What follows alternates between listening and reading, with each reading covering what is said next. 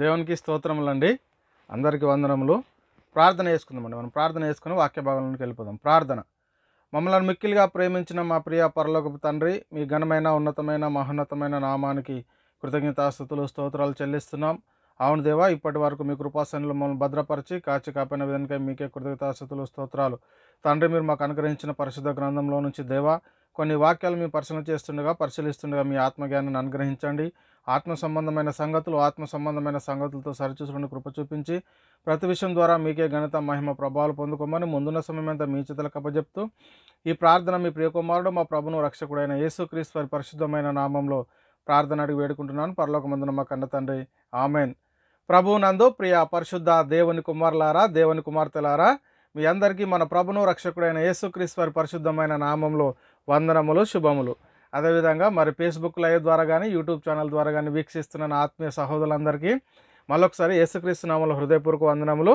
తండ్రి అయిన దేవునికి కృతజ్ఞతాస్తుతులు, స్తోత్రములు. సహోదరులారా, మనం ఈరోజు ఒక అద్భుతమైనటువంటి అంశాన్ని నేర్చుకుని దేవుని నామాన్ని మహిమపరుద్దాం. మనం ప్రతి శుక్రవారము మరి డిప్లొమా థియాలజీ క్లాసులు నేర్చుకుంటున్నాం. మరి అంతకన్నా ముందు మరి అందరూ ఆనందంగా సంతోషంగా ఉన్నారా? మరి ఎందుకు మనం ఆనందంగా సంతోషంగా ఉండాలంటే ఇప్పుడు ఎక్కడ కూడి ఉన్నామండి? మన అందరి ఆత్మలను కన్న తండ్రి అయిన దేవుని సన్నిధిలో మనం కూడి ఉన్నాం కాబట్టి మనము ఆనందంగా సంతోషంగా గడపాల్సినటువంటి సమయం. అయితే ప్రియులారా, మనము వాక్య భాగంలోకి వెళ్ళిపోతే ఈరోజు మనం ఒక అద్భుతమైనటువంటి వాక్యాన్ని నేర్చుకుంటున్నాం. ఎందుకంటే ప్రియులారా, ఇది చాలా అవసరము మనకి. ఇది ఏంటి ఆ అంశం పేరు అంటే మనం ఇక్కడ మనం పరిశీలన చేస్తే ప్రియులారా, యేసుక్రీస్తు వారు మరి గాడిద పిల్లను ఎందుకు ఎక్కాడు అనేటువంటి అంశాన్ని మనం నేర్చుకుందాం. యేసుక్రీస్తు మరి గాడిద పిల్లను ఎందుకు ఎక్కాడు అనేటువంటి అంశాన్ని మనం నేర్చుకొని దేవుని నామాన్ని మహిమపడతాం. ఇది మన డిప్లొమా థియాలజీ క్లాసు 32వ క్లాసు అని మొట్టమొదటి మనం గుర్తించాలి. ప్రియులారా, మరి యేసుక్రీస్తు గాడిద పిల్లను ఎందుకు ఎక్కాడు అనేది మనకు అర్థమైతేనే కానీ మరి దేవుని రాజ్యము మరి భూమి మీద పునఃస్థితి స్థాపన జరిగిందా లేదా? మరి మనం ఇంకా నేడు మరి ఆ రోజైతే యేసుక్రీస్తు వారిని మరి యెరూషలేములో జరిగినటువంటి ఆ కార్యక్రమం అంటే ఆయన గాడిద పిల్ల ఎక్కి రావడం ద్వారా అందరూ మరి ఖర్జూరపు మట్టలు కానీ తమ బట్టలు కానీ దారి పొడవున పరిచి మరి ప్రభు పేరున వచ్చి వారికి జయము అని మరి ఏదైతే స్తుతించబడును గాక జయము జయమని ఎవరైతే చెప్పారో మరి అదేవిధంగా ఇప్పుడు కూడా మనము కూడా మరి ఇలా చేయాల్సినటువంటి అవసరం ఉందా లేదా అనేది మనం ఈరోజు ఈ సత్యాన్ని మనం చాలా అద్భుతంగా మనం నేర్చుకోవడానికి మనం ప్రయత్నం చేద్దాం. అయితే ప్రియులారా, ముందుగా మనం వాక్య భాగంలోకి వెళ్ళిపోదాం. యేసుక్రీస్తు వారు గాడిద పిల్లను ఎక్కాడు అనేటటువంటి ఈ సందర్భాలు సువార్తలలో 4 సువార్తల్లో రాయబడి ఉంది. మొదట మాటను చూద్దాం. ఇక్కడ మత్తయి సువార్త 21వ అధ్యాయము 1 నుంచి 11 వచనాలు, అదేవిధంగా మార్కు సువార్త 11వ అధ్యాయం 1 నుంచి 10 వచనాలు, లూకా సువార్త 19వ అధ్యాయం 29 నుంచి 41 వచనాలు, అదేవిధంగా యోహాను సువార్త 12 నుంచి 16 వచనాల్లో చాలా అద్భుతంగా రాయబడి ఉంది. ప్రియులారా, అయితే మనం మొదట మత్తయి సువార్తను మనం పరిశీలన చేద్దాం. ఇక్కడ మత్తయి సువార్త మనం పరిశీలన చేస్తే మత్తయి సువార్త 21వ అధ్యాయము 1 నుంచి 11 వచనాల్లో మనం రాయబడినటువంటి సంగతులను మనం పరిశీలన చేద్దాం. అయితే ఇక్కడ ప్రియులారా, తర్వాత యెరూషలేమునకు సమీపించి ఒలీవల చెట్ల కొండ దగ్గరనున్న బేత్షెబకు వచ్చినప్పుడు యేసు తన శిష్యులలో 2 చూసి, మీ ఎదుటనున్న గ్రామమునకు వెళ్ళుడి, వెళ్ళగానే కట్టబడి ఉన్న ఒక గాడిదయు దానితోనున్న ఒక గాడిద పిల్లయో మీకు కనబడను, వాటిని విప్పి నా యొద్దకు తోలుకొని రండి. ఎవడైనాను మీతో ఏమైనాను అనిన ఎడల అవి ప్రభునకు కావలసి ఉన్నవని చెప్పవలెను. వెంటనే అతడు వాటిని తోలిపెట్టినని చెప్పి వారిని పంపాను. ప్రవక్త వలన చెప్పబడిన నెరవేరినట్లు ఇది జరిగెను. అదేమనగా, ఇదిగో నీ రాజు సాత్వికుడై గాడిదను భారవాహక పశు పిల్లనైన చిన్న గాడిదను ఎక్కి నీ యొద్దకు వచ్చుచున్నాడని సియోను కుమార్తెతో చెప్పుడి అనున్నది. శిష్యులు వెళ్ళి యేసు తమకు ఆజ్ఞాపించిన ప్రకారము చేసి ఆ గాడిదను దాని పిల్లను తోలుకొని వచ్చి వాటి మీద తమ బట్టలు వేయగా ఆయన బట్టల మీద కూర్చుండెను. జనసమూహంలోనూ అనేకులు తమ బట్టలు దారి పొడుగున పరిచిరి, కొందరు చెట్ల కొమ్మలు నరికిరి దారి పొడుగున పరిచిరి. జనసమూహంలో ఆయనకు ముందు వెలుచుండిన వారును వెనుక వచ్చుచుండిన వారును, దావీదు కుమారునికి జయము, ప్రభు పేరిట వచ్చువాడు స్తుతించబడును గాక, సర్వోన్నతమైన స్థలములలో జయము అని కేకలు వేయిచుండిరి. అయితే ప్రియులారు, ఇక్కడ మనం పరిశీలన చేసుకుంటే యేసుక్రీస్తు వారు యెరూషలేమునకు వచ్చాడు, కానీ ఆయన లాస్ట్గా వచ్చింది అదే. అయితే ఏం జరిగింది ఆ రోజు యేసుక్రీస్తు వారు యెరూషలేమునకు వచ్చినప్పుడు అని ఇక్కడ మనం పరిశీలన చేస్తే ఇక్కడ చాలా అద్భుతంగా లేఖనాలు చెప్పబడినాయి. ప్రవక్త చెప్పబడినది నెరవేరినట్లు ఇది జరిగేను. ఏంటి ప్రవక్త ఏమని చెప్పాడు అని ఇక్కడ మనం పరిశీలన చేస్తే, ఇదిగో నీ రాజు సాత్వికుడై గాడిదను భారవాహక పశు పిల్లనైన చిన్న గాడిదను ఎక్కి నీ యొద్దకు వచ్చుచున్నాడని సియోను కుమార్తె చెప్పుడి అనేది ఇది ప్రవచనము. ఈ ప్రవచన నెరవేర్పుగా యేసుక్రీస్తు వారు మరి యెరూషలేములో మరి గాడిద పిల్లను ఎక్కి వచ్చినట్టుగా మనము ఆ రోజు చూస్తూ ఉన్నాం ప్రియులారా. అయితే మరి ఏం జరిగింది? ఆ గాడిద పిల్లను ఎక్కి వచ్చినప్పుడు అంటే ఆ గాడిదను దాని పిల్లను తోలుకొని వచ్చి వాటి మీద తమ బట్టలు వేయగా ఆయన బట్టల మీద కూర్చున్నాడు. ఎవరు? యేసుక్రీస్తు వారు. మరి జన సమూహంలోను అనేకులు తమ బట్టలు దారి పొడుగున పరిచారు. కొందరు చెట్ల కొమ్మలు నరికిరి దారి పొడుగున పరిచారు. జన సమూహంలో అనేకులు ఆయన ముందు వెలుచు వెనుక వచ్చుచున్న వారు ఏం చేస్తున్నారంటే, ఇక్కడ దావీదు కుమారునికి జయము, ప్రభు పేరిట వచ్చువాడు స్తుతించబడును గాక. ప్రభు పేరిట వచ్చువాడు, పేరు అంటే ఇక్కడ మహిమ, స్వభావము, గుణలక్షణాలు, దేవుని మహిమలు వచ్చుచున్నవాడు అని అర్థం. ఇక్కడ ప్రభు పేరిట వచ్చువాడు స్తుతించబడును గాక, సర్వోన్నతమైన స్థలములలో జయము అని కేకలు వేయుచుండిరి అని ఇక్కడ మనకు చాలా స్పష్టంగా. అంటే యేసుక్రీస్తు వారు ముఖ్యంగా ఆ గాడిద పిల్లను ఎందుకు ఎక్కి వచ్చాడంటే ప్రవక్తల లేఖనాలను ఇక్కడ నెరవేర్చడానికి వస్తున్నట్టుగా మనకు కనబడతా ఉంది.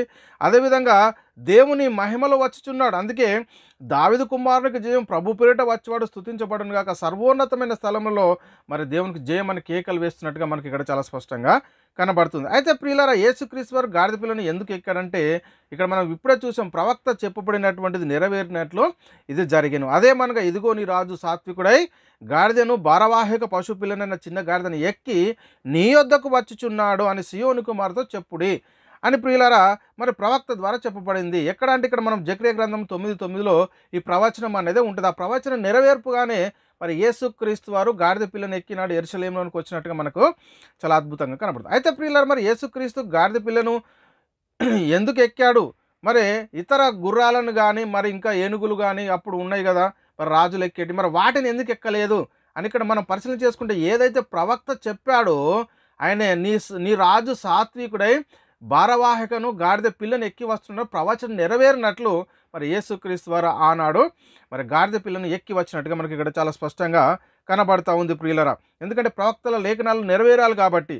ప్రియుల, మరి యేసుక్రీస్తు వారు ఈ లోకానికి రాకముందు ఎక్కడున్నాడు? ఆయన వచ్చిన తర్వాత ప్రవక్తల వచనం ఏదైతే ఉందో, ప్రవక్తలు ఏదైతే ప్రవచించారో దాన్ని నెరవేర్పుగా ఆయన యెరూషలేముకు గాడిద పిల్లని ఎక్కి వచ్చినట్టుగా మనకు కనబడతా ఉంది. వారందరూ తమ బట్టలు దారి పొడుగున పరిచారు, కొందరు చెట్ల కొమ్మలు పట్టుకున్నారు. మరి ప్రభు పేర వచ్చుచున్న వాడికి జయము, ప్రభు పేరున వచ్చుచున్న వాడు స్తుతించబడును గాక అని మరి ముందు వెళ్చున్న వారును వెనుక వచ్చుచున్న వారును మరి జయమని చెప్పినట్టుగా మనకు కనబడుతుంది. అయితే ప్రియులారా, ఇది మంచిగా ఉంది. మరి యేసుక్రీస్తు వారు ఈ లోకానికి రాకముందు ఎక్కడున్నాడు అనేది మనం మొట్టమొదట గ్రహించుకోవాల్సిన అవసరం ఎంతైనా ఉంది. ఎక్కడున్నాడు? ఆయనే పరలోకంలో ఉన్నాడు. ఎప్పుడు? జగత్తుకు పునాది వేయబడక మునిపే ఆయనే ఈ లోకానికి రాకముందు ఎక్కడ ఉన్నాడు అంటే పరలోకంలో ఉన్నాడు. ఎలా ఉన్నాడు అంటే దేవుని యొద్ద వాక్యమైన దేవుడుగా, కుమారుడైనటువంటి దేవుడుగా ఆయన మనకు అక్కడ కనబడతా ఉన్నాడు. ఎందుకు అని అంటే ప్రియులారా, మనం ఆ వాక్యమే శరీరధారి అయి కృపాసత్య సంపూర్ణుడిగా మన మధ్య నివసించినని యోహాను సువార్త మనము ఇక్కడ చూడగలుగుతాం. 1వ అధ్యాయంలో మనం చాలా స్పష్టంగా మనము 1 నుంచి మనం చూడగలుగుతున్నటువంటి పరిస్థితులు మనకి ఇక్కడ కనబడతా ఉన్నాయి. అయితే ప్రియులారా, మనం పరిశీలన చేసుకుంటే ఇంకా మరి వాక్యమైన దేవుడు ఎలా ఉన్నాడంటే ఇక్కడ ఆయన యేసుక్రీస్తు అదృశ్య దేవుని స్వరూపి. కొలొస్సీయులకు రాసిన పత్రిక 1:15, మరి కొరింథీయులకు రాసిన 2వ పత్రిక 4:4లో దేవుని స్వరూపైన క్రీస్తు అని ఇక్కడ మనకు చాలా స్పష్టంగా, అంటే దేవుని స్వరూపంలో ఉన్నాడు, దేవుని మహిమలో ఉన్నటువంటి యేసుక్రీస్తు వారు ఈ లోకానికి వచ్చాడు. అయితే ప్రియులారా, ఇలాంటి మహిమలో ఉన్నటువంటి యేసుక్రీస్తు వారు ఈ లోకానికి రావాల్సిన అవసరం ఏముంది అనేది మనం మొట్టమొదట గ్రహించుకోవాలి. అయితే ప్రియులారా, వచ్చిన ఆ సందర్భంలోనే మరి ఆ గాడిద పిల్లని ఎందుకు ఎక్కాడు అనేది మనం తెలుసుకొని మరి దేవుణ్ణి గణపరచగలుగుతాం. ఈ సత్యాన్ని మనం మొదట గ్రహించాలి. అయితే అంతటి మహిమలో ఉన్నటువంటి యేసుక్రీస్తు వారు ఈ లోకానికి వచ్చిన తర్వాత వచ్చినటువంటి ఆయన మరి ఆ సందర్భంలో ఆ గాడిద పిల్లనే ఎందుకు ఎక్కాడు అనేది మనకి అర్థం కాకపోతే ప్రియులారా, మన విశ్వాసము మరి సరైనదిగా ఉండదు అని మనం మొట్టమొదట గ్రహించుకోవాలి. కాబట్టి ప్రియులారా, జగత్తుకు పునాది మనకు యేసుక్రీస్తు వారు ఈ లోకానికి వచ్చినటువంటి ఆయన దేవునితో పరలోకంలో ఈ లోకానికి రాకముందు ఎలా ఉన్నాడు అంటే కుమారుడైనటువంటి దేవుడుగా ఉన్నాడు. మరి ఆయన దేవుని స్వరూపై ఉన్నాడు. అలాంటి పరిస్థితులు మరి ఈ లోకానికి వచ్చినటువంటి ఆయన గాడిద పిల్లని ఎందుకు ఎక్కాడు అని అంటే ప్రియులారా, ఆయన ఎందుకు ఎక్కాడంటే ప్రవక్తల ప్రవచనాలు నెరవేరడానికి ఎక్కడానికి కనబడుతుంది. ఇంకా మనకు ప్రియులారా, దీని గురించి స్పష్టత మనకు కావాలి అంటే అసలు యేసుక్రీస్తు ఈ లోకానికి ఎందుకు రావాల్సి వచ్చింది అనేది మనకి ఇంకా క్లుప్తంగా అర్థం కావాలి అని అంటే మనము మొట్టమొదటి ఒకరు గ్రహించాలంటే ఎక్కడంటే జగత్తుకు పునాది వేయబడక మునిపే జరిగినటువంటి దేవుని యొక్క సంకల్పము ఏమిటి అనేది మనకు మొట్టమొదటి అర్థమైతే మనం ఈ సత్యాన్ని గ్రహించగలుగుతాం. యేసుక్రీస్తు వారు ఎందుకు మన యెరూషలేమునకు గాడిద పిల్లని ఎక్కి వచ్చాడు అనేటువంటి విషయాన్ని మనకు అర్థమవుతుంది. చూడండి ప్రియులారా, జగత్తు పునాది వేయబడక ముందు మనం పరిశీలన చేసుకుంటే పరలోకంలో ప్రియులారా, మనం పరిశీలన చేస్తే పరలోక రాజ్యంలో మరి తండ్రి అయిన దేవుడు రాజుగా ఉన్నాడు. ఆ రాజ్యానికి కాబట్టి ఆ రాజ్యంలో ఉన్నటువంటి పరలోక రాజ్యంలో మరి దేవుడు తండ్రి అయిన దేవుడు రాజుగా ఉంటే ఆ తండ్రి ఎలా ఉన్నాడు, ఎలా పూజింపబడతా ఉన్నాడంటే ప్రియులారా, అనునిత్యము దేవుడు పరిశుద్ధుడు పరిశుద్ధుడు అని ప్రతి గానాలతో కోటాని కోట్ల దేవదూతలు అనునిత్యము దేవుణ్ణి పూజింపబడుతున్నటువంటి సమయములో దేవునికి ఒక ఆలోచన వచ్చింది. దేవుడు ఒక సంకల్పాన్ని సంకల్పించాడు. ఏంటి అంటే ప్రియులారా, దేవుడు సంకల్పించిన సంకల్పము నా రాజ్యాన్ని విస్తరించాలనుకున్నాడు, నా అధికారాన్ని విస్తరింపజేయాలనుకున్నాడు. తండ్రికి ఒక ఆలోచన వచ్చింది. జగత్తు పునాది వేయబడక మునిపే ఆయన కోటాను కోట్ల దేవదూతలతో పరిశుద్ధుడు పరిశుద్ధుడు అని అనునిత్యము మానక రాత్రి పగళ్ళు పూజింపబడుతున్నటువంటి తండ్రికి ఒక ఆలోచన, ఒక సంకల్పాన్ని సంకల్పించాడు. నాకు అనేక మంది కుమారులు కావాలి, ఎందుకంటే తన రాజ్యాన్ని విస్తరింపజేయాలి, తన అధికారాన్ని విస్తరింపజేయాలని తండ్రి మరొక సంకల్పాన్ని సంకల్పించాడు. ఆ సంకల్ప ప్రకారమే నాకు అనేక మంది కుమారులు కావాలని తండ్రి నిర్ణయించుకున్నటువంటి సమయంలోనే మరి అందరినీ ఎక్కడ ఏర్పరచుకున్నాడు అంటే క్రీస్తులు ఏర్పరచుకున్నట్టుగా మనకు ఎఫెసీయులకు రాసిన పత్రిక 1వ అధ్యాయం 4-6 వచనంలో చాలా స్పష్టంగా మరి జగత్తుకు పునాది వేయబడక మునిపే తండ్రి యొక్క అనాది సంకల్పం ఏంటి అనేది మనకు అక్కడ చాలా స్పష్టంగా అర్థమవుతా ఉంది ప్రియులారా. కాబట్టి మరి ఈ సంకల్ప ప్రకారం దేవుడు భూమి మీద తన రాజ్యాన్ని విస్తరింపజేయాలనుకున్నాడు. మరి విస్తరింపజేశాడు ఎలా అనేది మనకు మొట్టమొదట అర్థం కావాలి. ఎలా అంటే ప్రియులారా, ఇక్కడ మనం పరిశీలన చేస్తే ఆదికాండము 1వ అధ్యాయం 27వ వచనంలో దేవుడు తన స్వరూపమందు నరుని సృజించెను, దేవుని స్వరూపమందు వాని సృజించెను, స్త్రీని గాను పురుషుని గాను సృజించెను. ఎందుకు ఇలా చేశాడంటే దేవుని యొక్క సంకల్పం ఏంటి? తన రాజ్యాన్ని, తన అధికారాన్ని విస్తరింపజేయాలనుకున్నాడు. నాకు అనేక మంది కుమారులు కావాలి, నా కుమారులు నా ఎదుట పరిశుద్ధులుగాను నిర్దోషులుగాను ఉండాలని జగత్తు పునాది వేయబడక మునిపే ప్రేమ చేత ఆయన క్రీస్తుల మనల్ని ఏర్పాటు చేసుకున్నాడు. ఎఫెసీయులకు రాసిన పత్రిక 1వ అధ్యాయం 4-6 వచనాలు. అయితే ప్రియులారా, ఆ సంకల్ప ప్రకారమే దేవుడు భూమి మీద ఏం చేశాడంటే దేవుడు తన స్వరూపమందు నరుణ్ణి సృజించెను, దేవుని స్వరూపమందు వాణ్ణి సృజించెను, స్త్రీని గాను పురుషుని గాను సృజించను. అంటే దేవుడు ఎలా సృజించాడు వారిని అంటే ఇక్కడ చూడండి ఆదికాండం 2:7లో దేవుడైన యెహోవా నేల మట్టితో నరుని నిర్మించి వాని నాసికారంధ్రంలో జీవవాయువు ఊదగా నరుడు జీవాత్మ ఆయను.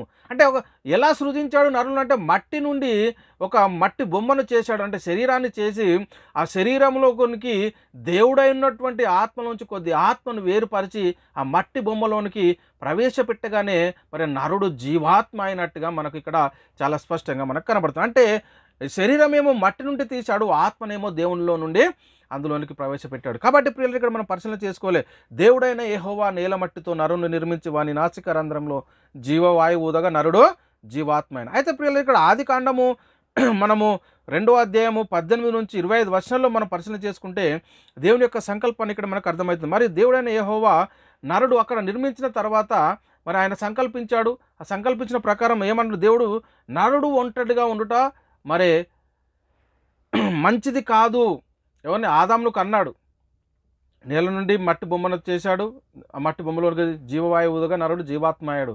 ఆయన పేరే ఆదాము అన్నాడు. మరి ఆదాము ఒంటరిగా ఉండటం మంచిది కాదు. ఎందుకు కాదు అంటే దేవుని యొక్క సంకల్పం నెరవేరాలి అంటే భూమి మీద ఏం కావాలి? తనకు అనేక మంది కుమారులు కావాలంటే ఒక పురుషుడు ఉంటే సరిపోతుందా అంటే సరిపోదు. కాబట్టి ఏం కావాలంటే తన యొక్క సంకల్ప ప్రకారం సంకల్పాన్ని నెరవేర్చుకోవాలంటే సాటి అయిన సహాయిని కావాలి ఆదాంకని అనుకున్నాడు దేవుడు. ఇక్కడ మరియు దేవుడైన యెహోవా నరుడు ఒంటరిగా ఉండటం మంచిది కానీ వాటికి సాటైన సహాయంను వాని కొరకు చేదును అనుకోనేను. దేవుడైన యెహోవా ప్రతి జంతువులను ఆకాశ పక్షులను వాటన్నిటిని సృజించిన తర్వాత ఆయన ఆదామునకు సాటైన సహాయం అతనికి లేకపోయినని తెలుసుకొని ఏం చేస్తున్నాడు అంటే అప్పుడు దేవుడైన యెహోవా ఆదామునకు గాఢ నిద్ర కలుగజేసి అతడు నిద్రించుచున్నప్పుడు అతడి ప్రక్కటెముకలలో ఒక దానిని తీసి ఆ చోటును మాంసంతో పూడ్చివేసి ఆ తర్వాత దేవుడైన యెహోవా తాను ఆదాము నుండి తీసిన ప్రక్కటెముకను స్త్రీనిగాను నిర్మించి ఆమెను ఆదాము వద్దకు తీసుకొని వచ్చెను. అప్పుడు ఆదాము ఇట్లా, నేను నా ఎముకలలో ఒక ఎముక, నా మాంసంలో మాంసం, ఇది నరు నుండి తీయబడిన కనుక నారి అనబడును. కాబట్టి ప్రియులారా, దేవుడు ఏం చేశాడంటే అప్పుడు ఆదాము అవ్వలను వివాహ బంధం ద్వారా జతపరిచి వీరిద్దరిని వివాహ బంధం చేత జతపరిచి వారికి చెప్తా ఉన్నాడు. ఏం చెప్తా ఉన్నాడు అంటే ఎప్పుడైతే నరుణ్ణి నిర్మించడం ద్వారానే దేవుని యొక్క సంకల్పం నెరవేర్పోలేదు, ఆ తర్వాత ఆదాముకు సాటి అయిన సహాయాన్ని అవ్వను సృజించాడు. ఆ తర్వాత వారిద్దరిని వివాహ బంధం చేత ఏకం చేసి వారిద్దరికి ఒక మాట చెప్తూ ఉన్నాడు. ఏంటి? దేవుని సంకల్పం నెరవేరాలంటే ఇంకొక మాట చెప్తున్నాడు. ఏంటి ఆ మాట అంటే దేవుడు వారిని ఆశీర్వదించను, ఎట్లనగా మీరు ఫలించండి, అభివృద్ధి పొందండి, విస్తరించండి, భూమిని నిండించండి. దేవుని యొక్క సంకల్పం ఏంటి? నాకు అనేక మంది కుమారులు కావాలి. నా పరిశుద్ధతకు, నా నిర్దోషతకు, నా జగత్తు పునాది వేయబడకమునుకే ప్రేమ చేత ఆయన నా సన్నిధిలో ఉండాలని కోరుకున్నాడు. తన రాజ్యాన్ని, తన అధికారాన్ని విస్తరింపజేయాలనుకున్నాడు. ఆ సంకల్ప ప్రకారమే భూమి మీద నరులను సృజించినట్టుగా మనకి ఇక్కడ చాలా స్పష్టంగా దేవుని యొక్క సంకల్పం మనకు అర్థమవుతుంది. కాబట్టి పిల్లల దేవుని రాజ్యము భూమి మీద విస్తరింపజేశాడు. ఎలా అంటే ఆదం అవ్వలను చేశాడు. కాబట్టి ఇక్కడ మనం పరిశీలిస్తే ఒక రాజ్యానికి కావాల్సినటువంటి అనుకూల పరిస్థితులు ఏంటి? ఒక రాజ్యము ఉండాలి అంటే దేవుని రాజ్యం నిజంగానే భూమి మీద మరి విస్తరింపబడిందా అంటే అవును. ఎలా చెప్పగలుగుతామంటే ఒక రాజ్యానికి కావాల్సినటువంటి అనుకూల పరిస్థితులు ఏంటి అని ఇక్కడ మనం పరిశీలన చేస్తే రాజ్యానికి మొట్టమొదట ఒక రాజు కావాలి. ఆ రాజ్యానికి ప్రజలు ఉండాలి. పరిపాలన జరిగించాలంటే ఎవరు ఉండాలంటే ప్రజలు ఉండాలి. ఆ తర్వాత రాజ్యానికి ఒక చట్టం కావాలి. మరి పరిపాలన జరిగించడానికి భాగం కూడా కావాల్సినటువంటి అవసరం ఉంది. ఒక రాజ్యము ఉండాలి అని అంటే ఈ 4 కంపల్సరీ అవసరము. అయితే ప్రియులారా, మరి దేవుడు భూమి మీద విస్తరింపజేసిన తన రాజ్యాన్ని గురించి మనము ఒకసారి పరిశీలన చేస్తే ఆ రాజ్యానికి రాజు తండ్రి అయిన దేవుడు, ఆ రాజ్యానికి రాజు ఎవరు? తండ్రి అయిన దేవుడు ఉన్నాడు. ఆ రాజ్యానికి ప్రజ ఎవరంటే ఆదం అవ్వలు. మరి ఆ రాజ్యానికి చట్టం ఏది అని ఇక్కడ మనం పరిశీలన చేస్తే దేవుడు వారికి ఒక ఆజ్ఞ ఇచ్చాడు. మీరు ఈ తోట చెట్లలో ఉన్న అంటే మీరు ఈ ఏదెను తోటలో ఆహారానికి సంబంధించిన వృక్ష ఫలాలు ఉన్నాయి, అవి నిరభ్యంతరంగా తినవచ్చు. జీవవృక్ష ఫలాలు కూడా ఉన్నాయి, అవి నిరభ్యంతరంగా తినవచ్చు. అయితే ఆ తోట మధ్యలో ఉన్నటువంటి మంచి చెడ్డల తెలివి నుంచి వృక్ష ఫలంలో మీరు తినదినమున నిశ్చయంగా చచ్చెదరు అని చెప్పినటువంటి ఆజ్ఞ అనేది తన ప్రజలకు దేవుడైన యెహోవా ఇచ్చినట్టుగా మనకి ఇక్కడ చాలా స్పష్టంగా మనకు అర్థమవుతుంది. కాబట్టి ప్రియులారా, ఇక మరి భూభాగం ఏదంటే ఆరిన నేల అని మనం మొట్టమొదట గ్రహించుకోవాలి. అయితే ప్రియులారా, ఈ విధంగా దేవుడు తన రాజ్యాన్ని భూమి మీద విస్తరింపజేశాడు. కాబట్టి మరి ఆయన ప్రజలు ఎవరు అని అంటే ఆదం అవ్వలు. ఈ ఆదం అవ్వలు దేవుని ప్రజలు. దేవుడు ఆ రాజ్యంలోకి రాజై ఉన్నాడు. కాబట్టి ఈ ప్రజలు ఏం చేయాలి అంటే దేవుని ఆజ్ఞను అనుసరించి జీవించాలి. మనం ఒక దేశానికి ఉన్నామనుకోండి, మన పౌరసత్వం ఉంది. ఆ పౌరసత్వంలో మనకు ఏముంటుందంటే ప్రియులారా, ఆ రాజ్యాంగం అనేది ఉంటుంది. ఆ రాజ్యాన్ని అనుసరించి మనము జీవించాలి, లేకపోతే శిక్షలు వచ్చేటటువంటి పరిస్థితి ఉంటుంది. ఇది మనం మొట్టమొదట గ్రహించుకోవాలి. కాబట్టి ప్రియులారా, దేవుడు ఎప్పుడైతే ఆదం అవ్వలను సృజించే వరకు ఒక ఆజ్ఞ ఇచ్చాడో, ఈ ఆజ్ఞ అనుసరించి జీవించినంత కాలం వీరు ఎవరుగా ఉంటారంటే దేవుని ప్రజలుగా ఉండేటటువంటి పరిస్థితి ఉంటుంది. కాబట్టి ప్రియులారా, మరి ఏం చేశారు వీళ్ళు? దేవుడు ఇచ్చినటువంటి ఆజ్ఞను కొద్ది కాలంలోనే వారు అతిక్రమించినట్టుగా మనకి ఇక్కడ లేఖనాల్లో చూస్తూ ఉన్నాం. ప్రియులారా, ఏదైతే దేవుడు ఆజ్ఞాపించాడో మీరు ఆ తోటలో ఉన్నటువంటి మధ్యలో ఉన్నటువంటి వృక్ష ఫలం అంటే మంచి చెడ్డల తెలుగునుంచి వృక్ష ఫలాన్ని మీరు తినకూడదు, దాన్ని తినదినమున మీరు నిశ్చయంగా చచ్చారని ఆజ్ఞ ఇచ్చాడో ఆ ఆజ్ఞను అతిక్రమించారు. ప్రియులారా, దేవుని ఆజ్ఞకు లోబడలేదు, ఆజ్ఞను అతిక్రమించినట్టుగా మనం చూస్తున్నాం. అపవాది సాతాను మాటకు లోబడిపోయారు, దేవుని ఆజ్ఞను అతిక్రమించారు. అతిక్రమించడం ద్వారా ఏం జరిగిందంటే దేవుని యొక్క రాజ్య పౌరులుగా లేకుండా పోయారు. దేవుని కుమారత్వాన్ని పొడగొట్టుకున్నారు. దేవుని రాజ్యంలో నుండి సాతాను రాజ్యంలోనికి వెళ్ళిపోయారు. ప్రియులారా, ఇది మనం చాలా జాగ్రత్తగా పరిశీలన చేసుకోవాలి. ఆదికాండం 3:6 మీరు ఆదికాండం 3:1-6 చదువుకోండి. నేను 6 చదువుతూ ఉన్నాము. ఏం చేశారంటే వారు దేవుని ఆజ్ఞను అతిక్రమించారా లేదా అనేది. ఇక్కడ ప్రియులారా, ఆ స్త్రీ వృక్షం ఆహారమునకు మంచిదియో కన్నులకు అందమునై వివేకంనిచ్చు రమ్యంనై ఉండుట చూచినప్పుడు ఆమె దాని ఫలములలో కొన్ని తీసుకొని తిని తనతో పాటు తన భర్తకును ఇచ్చెను, అతడు కూడా తినెను. చూడండి, ఏదైతే దేవుడు చెయ్యొద్దు, ఏదైతే ఆజ్ఞాపించాడో, ఏదైతే ఆజ్ఞ ఇచ్చాడో, తన ప్రజలకు ఏదైతే ఆజ్ఞించాడో ఆజ్ఞను అతిక్రమించినట్టుగా మనకి ఇక్కడ కనబడుతుంది. కాబట్టి ఎప్పుడైతే ఆదం అవ్వలు దేవుని ఆజ్ఞను అతిక్రమించారో అప్పుడు భూమి మీద దేవుని రాజ్యం అనేది పతనమైపోయింది. ప్రియులారా, భూమి మీద దేవుని రాజ్యం అనేది పతనమైపోయింది. మరి దొంగల గుహగా మారిపోయినట్టుగా మనకి ఇక్కడ కనబడతా ఉంది. కాబట్టి ప్రియులారా, మరి సాతాను తన రాజ్యాన్ని భూమి మీద విస్తరింపజేశాడు. అంటే జరిగింది ఏంటి? సాతాను తన రాజ్యాన్ని విస్తరింపజేశాడు. ఎందుకంటే దేవుని మాటల్లో నుండి తప్పించాడు కాబట్టి వాని రాజ్యాన్ని విస్తరింపజేసుకున్నాడు. కాబట్టి తన రాజ్యాన్ని అపవాది పరలోకంలో ముందే స్థాపించాడు. అర్థమైందా? వీడు ఇక్కడ విస్తరింపజేశాడు భూమి మీద, కానీ స్థాపించింది ఎక్కడ? వీడు అపవాది తన రాజ్యాన్ని అంటే పరలోకంలోనే. ఎలా అంటే ఆడు ఏమనుకుంటాడంటే దేవుని సింహాసనమునకు పైగా నా సింహాసనం హెచ్చించుకున్నాడు, సభాపర్వతం ఎక్కి కూర్చుందును, మహోన్నతితో నన్ను నేనే సమానంగా చేసుకుందునని హెచ్చించుకున్నాడు. కాబట్టే వాడు పాతాళ లోకంలో ఒక మూలకు త్రోసివేయబడ్డాడు. కాబట్టి ప్రియులారా, ఏం జరిగింది? వాడు కొద్ది కాలం విడిచిపెట్టబడాలి.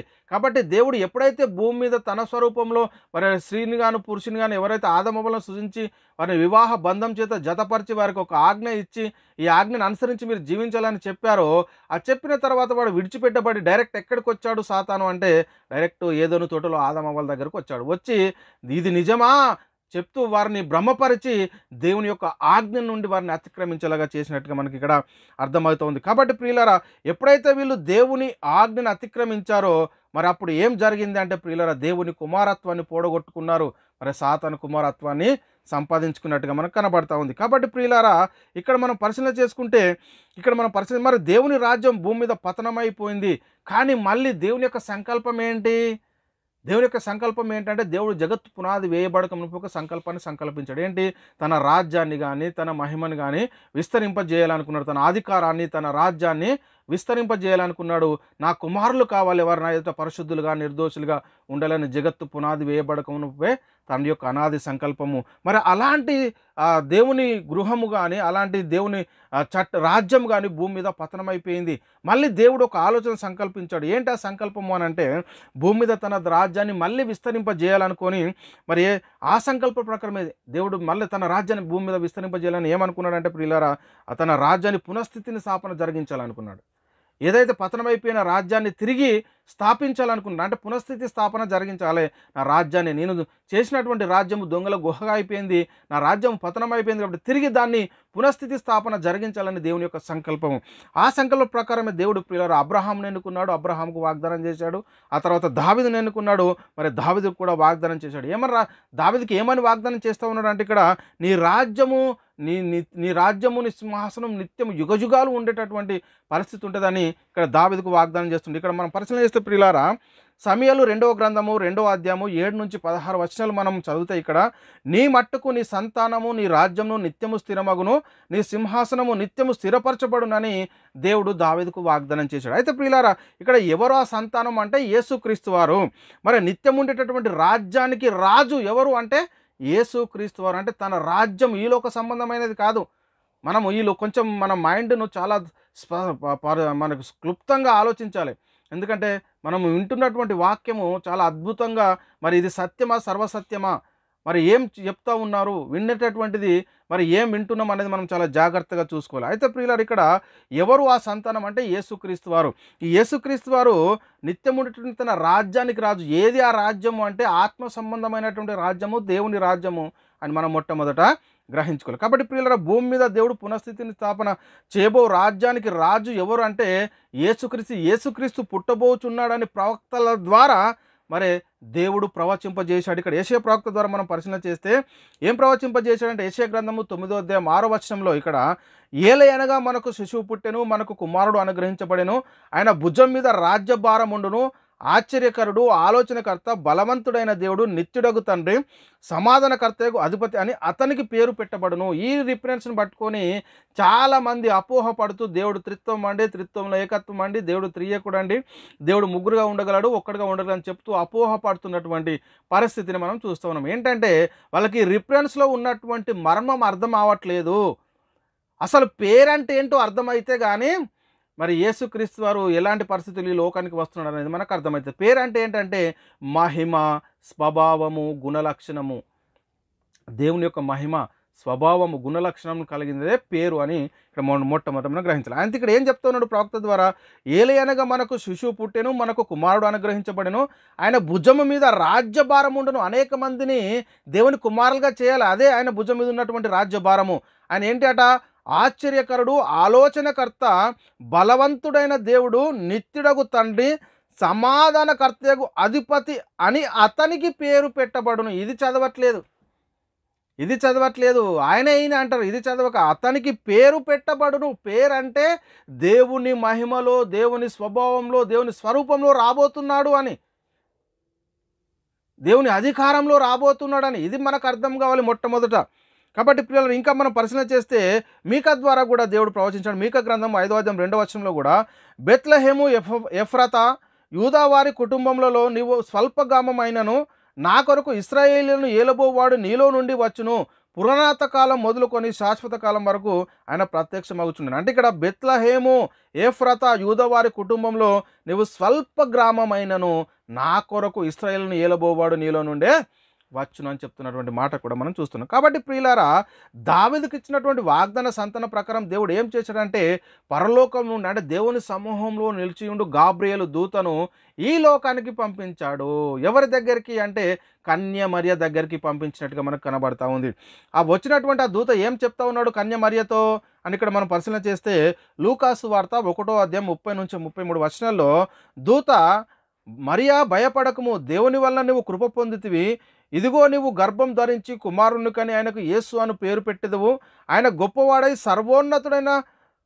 సర్వోన్నతుని కుమారుడు అనబడును. ఎవరి కుమారుడు అంటే దేవుని కుమారుడు, దేవుడే అస్తలేడు, దేవుని కుమారుడు రాబోతున్నాడు. ఆయన గొప్పవాడై సర్వోన్నతుని కుమారుడు అనబడును. ప్రభువైన దేవుడు ఆయన తండ్రి అయిన దావీదు సింహాసనము ఆయనకిచ్చును, ఆయన యాకోబు వంశస్థులను యుగయుగములు ఏలును, ఆయన రాజ్యము అంతులేనిదై ఉండునని ఆమెతో చెప్పిన. దేవుడు ఏదైతే దావీదుకు వాగ్దానం చేశాడో, నీ రాజ్యం నేను నిత్యము స్థిరపరుస్తాను నీ సింహాసనం అని చెప్పాడో, దాన్ని ఏలబో ఆత్మ సంబంధమైనటువంటి రాజ్యానికి రాజుగా యేసుక్రీస్తు రాబోతూ ఉన్నాడు అని దేవుని సమూహమందు నిలిచిండు గాబ్రియేలు దూత కన్య మరియ దగ్గరకు వచ్చి చెప్తున్నటువంటి మాటలు మనం ఇక్కడ చూస్తూ ఉన్నాం. అయితే ప్రియులారా, ఈ రాజ్యం ఏ రాజ్యం అంటే భూ సంబంధమైనది, ప్రకృతి సంబంధమైన రాజ్యం కాదు. దేవుడు ఏదైతే దావీదుకు వాగ్దానం చేశాడో, నీ రాజ్యం నీ సింహాసనం నిత్యము స్థిరమగునని, ఇది ఆత్మ సంబంధమైన రాజ్యము, దేవుని రాజ్యము, పరలోక రాజ్యం గురించి ఇక్కడ మనకు చెప్తున్నట్టుగా మనకు కనబడుతుంది. కానీ భూ సంబంధమైన రాజ్యం కాదు. కాబట్టి యేసుక్రీస్తు పుట్టిన తర్వాత మనం పరిశీలన చేస్తే మరి నిజంగానే యేసుక్రీస్తు రాజుగా ఈ లోకానికి వచ్చాడా లేదా అనేది మనకు అర్థం కావాలి. అంటే తూర్పు దేశ జ్ఞానులు యెరూషలేముకు వచ్చి అక్కడ అడుగుతూ ఉన్నారు. మత్తయి సువార్త 2వ అధ్యాయం 1-2 వచనాలు మీరు రాసుకోండి. నేను 2వ వచనం చెబుతూ ఉన్నాం. యూదుల రాజుగా పుట్టినవాడు ఎక్కడున్నాడు? తూర్పు దిక్కున మేము ఆయన నక్షత్రం చూసి ఆయనను పూజింపవచ్చితమని చెప్పాను. యూదుల రాజు, ఆయన గురించి ప్రవచనం చెప్పబడి ఉంది కండి, యూదుల రాజుగా పుట్టబోతున్నాడు అని ప్రవక్తల ద్వారా ప్రవచింపజేశాడు. అందుకే జ్ఞానులు ఏం చేశారంటే యూదుల రాజుగా పుట్టినవాడు ఎక్కడున్నాడు, తూర్పు దిక్కున మేము ఆయన నక్షత్రం చూసి ఆయనను పూజింపవచ్చితమని చెప్పినటువంటి మాటలు మనం ఇక్కడ చూస్తూ ఉన్నాం. కాబట్టి పిల్లలు అదేవిధంగా బాప్తిసమిచ్చు యోహాను కూడా ఒక ప్రకటన చేస్తున్నాడు. ఎందుకు ఈ బాప్తిసమిచ్చు యోహాను ఈ లోకానికి పంపబడ్డాడు అంటే భూమి మీద దేవుని రాజ్యం స్థాపన జరిగించబోవడానికి, ఆయనను కొన్ని పనులు జరిగించడానికి, యేసుక్రీస్తు వారిని గురించి చెప్పడానికి మరి ఈ లోకానికి పంపించాడు. ఆయన వచ్చినటువంటి ముఖ్యమైన కారణం ఏంటంటే యేసుక్రీస్తు వారిని ఇశ్రాయేలుకు ప్రత్యక్షపరచడము, దేవుని రాజ్యాన్ని గురించి చెప్పడము. అదే యోహాను గారికి ఇచ్చినటువంటి పని దేవుడు. అందుకే ఈ లోకానికి యోహాను గారిని పంపించాడు. అదే విషయం మనం ఇక్కడ పరిశీలన చేస్తే మత్తయి సువార్త 3వ అధ్యాయం 1-2 వచనంలో, ఆ దినములందు బాప్తిసమిచ్చు యోహాను వచ్చి పరలోక రాజ్యం సమీపించుచున్నది కనుక మారు మనసు పొందుడని యూదే అరణ్యంలో ప్రకటించుచుండెను. ఏం ప్రకటిస్తూ ఉన్నాడు? పరలోక రాజ్యము సమీపించుచున్నది. ఎందుకు అంటే దేవుడు భూమి మీద తన రాజ్యాన్ని పునఃస్థితి స్థాపన జరిగించాలనుకున్నాడు కాబట్టి యేసుక్రీస్తు వారిని లోకానికి పంపించాడు.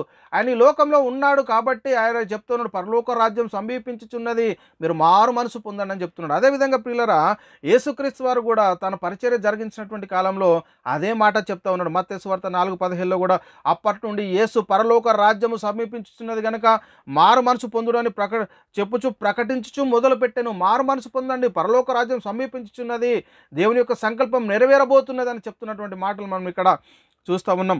కాబట్టి ప్రియులారా, యేసుక్రీస్తు వారు తన శిష్యులకు నేర్పిన మాదిరి ప్రార్థనలో కూడా ఒక మాట అడగమన్నాడు. ఎప్పుడు అది తన రాజ్యము భూమి మీద స్థాపించబడక ముందు. ఇప్పటికి కూడా మనం పరిశీలన చేస్తే ప్రియులారా ఎంత భయంకరం అంటే ఇప్పటికి కూడా పరలోక ప్రార్థన చేస్తూ ఉన్నారు, నీ రాజ్యం వచ్చునుగాక. ఆయన రాజ్యంలో ఉన్నటువంటి మనం ఇంకా రాజ్యం వచ్చునుగాక అని ప్రార్థన చేయడం ఏంటండి? ఎంత భయంకరం! ఒకసారి పరిశీలన చేసుకోండి. సాతాను మోసపరుస్తున్నాడు. ఇక్కడ మత్తయి సువార్త 6వ అధ్యాయం 10వ వచనంలో ఇక్కడ యేసుక్రీస్తు తన శిష్యులకు ఒక మాదిరి ప్రార్థన చెప్తా ఉన్నాడు.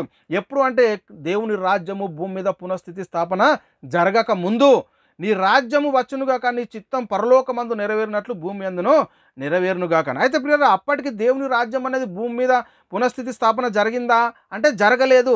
అందుకే నీ రాజ్యం వచ్చునుగాక అని ప్రార్థన చేయమన్నాడు. అయితే ప్రియులారా, మన ప్రశ్న ఏంటంటే మరి ఇప్పుడు మనము అలా ప్రార్థన చేయవచ్చు అంటే చేయకూడదు. దేవుని రాజ్యంలో మనం ఆల్రెడీ ఉన్నాము. ఆ రాజ్యానికి రాజు ఎవరంటే క్రీస్తు ప్రభువుగా ఉన్నాడు. దాని గురించి ఇంకా నేర్చుకుందాం కిందికి.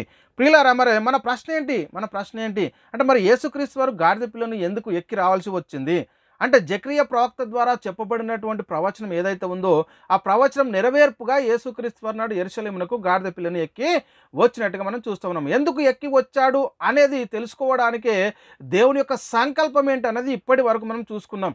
ఇప్పుడు మనం చూద్దాం చూడండి, మరి ఆయన ఈ గాడిద పిల్లను ఎందుకు ఎక్కి వచ్చాడు అనేది, ఎందుకు రావాల్సి వచ్చింది, యేసుక్రీస్తుని ఎందుకు దేవుడు ఈ లోకానికి పంపించాడంటే భూమి మీద దేవుని రాజ్యం అనేది పతనం అయిపోయింది కాబట్టి భూమి మీద తిరిగి తన రాజ్యాన్ని స్థాపించాలనుకున్నాడు, పునఃస్థితి స్థాపన జరిగించాలనుకున్నాడు కాబట్టి యేసుక్రీస్తు వారిని ఈ లోకానికి పంపించినట్టుగా మనకు అర్థమవుతా ఉంది. కాబట్టి ప్రియులరా ఎందుకు వచ్చాడు? ప్రవచనం నెరవేర్చాలి. ఎవరు ఏ ప్రవక్త ద్వారా ప్రవచించాడు దేవుడు క్రీస్తుని గురించినటువంటి ప్రవచనం అంటే జకర్యా గ్రంథము 9:9లో సియోను నివాసులారా బహుగా సంతోషించుడి, యెరూషలేము నివాసులారా ఉల్లాసముగా ఉండుడి, నీ రాజు నీతిపరుడును ఎవరట నీ రాజు నీతిపరుడును రక్షణ గలవాడును దీనుడునై గాడిద పిల్లను ఎక్కి నీ యొద్దకు వచ్చుచున్నాడు. ఇది ప్రవచనము నెరవేరిపోయింది. ఇంకా కూడా నేడు మట్టల ఆదివారం అని చెప్పుకుంటూ అనేక మంది మట్టలు పట్టుకొని రోడంతా తిరుగుతూ ఉన్నారు. ఇప్పుడు అది అవసరమా? అది ప్రవచనం నెరవేరిపోయిన తర్వాత మళ్ళీ నువ్వు ఎందుకు చేస్తున్నావు? ఇది చాలా జాగ్రత్తగా మనం పరిశీలన చేసుకోవాల్సిన అవసరం ఎంతైనా ఉంది. ఇక్కడ నీ రాజు నీతిపరుడు, అందుకే యేసుక్రీస్తు చెప్పాడు నాలో పాపం ఉన్నదని మీలో ఎవడు స్థాపించగలను అన్నాడు. రక్షణ గలవాడు, ఆయన మనకు రక్షణ సిద్ధపరిచాడు. మరి దీనుడు మన కోసం తను తాను మరి రిక్తునిగా చేసుకున్నాడు. ప్రియులారా, అలాంటి పరిస్థితుల్లో మరి యేసుక్రీస్తు గాడిద పిల్లను ఎక్కి వచ్చాడు. ఎందుకంటే ప్రవక్తల ప్రవచనాలు నెరవేరడానికి. కాబట్టి ప్రియులారా, దేవుని సంకల్పాన్ని మరియు ప్రవక్తల యొక్క ప్రవచనాలు నెరవేర్చడానికి భాగంగానే యేసుక్రీస్తు అన్నాడు యెరూషలేమునకు గాడిద పిల్లను ఎక్కి వచ్చాడని మనం మొట్టమొదట గ్రహించుకోవాలి. అయితే ప్రియులారా, యేసుక్రీస్తు వారు గాడిద పిల్లను ఎక్కి రావడం ద్వారా యేసుక్రీస్తు జీవితంలో ఆ రోజు ఏం జరిగింది ఇది మనకు అర్థం కావట్లేదు. ఏం జరిగింది యేసుక్రీస్తు జీవితంలో? ఆయన ఆ రోజు గాడిద పిల్లను ఎక్కి రావడం ద్వారా యేసుక్రీస్తు జీవితంలో ఏం జరిగింది, మనకేమొచ్చింది అనేది అర్థం కాక ఈరోజు అనేక మంది అయోమయ పరిస్థితిలో ఉండి సాతాను అనేక మందిని తప్పిస్తూ ఉన్నాడు. ఇక్కడ మనం పరిశీలన చేసుకోవాలి ప్రియులారా. మొట్టమొదట చాలా జాగ్రత్తగా పరిశీలన చేయండి, ఆలోచన చేయండి, అర్థం చేసుకుని సత్యాన్ని గ్రహించడానికి ప్రయత్నం చేయండి. అప్పుడే మనకు సర్వసత్యం అనేది అర్థమైతే మన మైండ్లో ఏదైతే ఉందో దాన్ని తీసేసి ఇప్పుడు చెప్పబోయేది వింటే మనకు అర్థమవుతుంది ప్రియులారా. ఇక్కడ చూద్దాం, మత్తయి సువార్త 21వ అధ్యాయం 1-11 వచనాలు మీరు రాసుకోండి. ఇక్కడ నేను 4వ వచనం నుండి చదువుతా ఉన్నాను, 3వ వచనం నుండి చదువుతా చూడండి.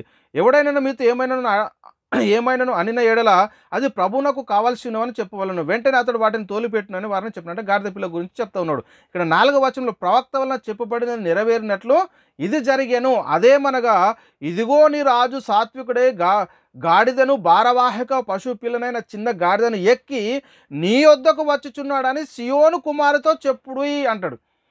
అంటే ఇది ప్రవచనము, ఈ ప్రవచనం నెరవేరినట్లు అంటే ప్రవక్తలు చెప్పబడినది నెరవేరినట్లు ఇది జరిగను అని చెప్తున్నాడు అక్కడ చాలా స్పష్టంగా. మరి ఇంకా ఇది మనకు అర్థమవుతా ఉందా?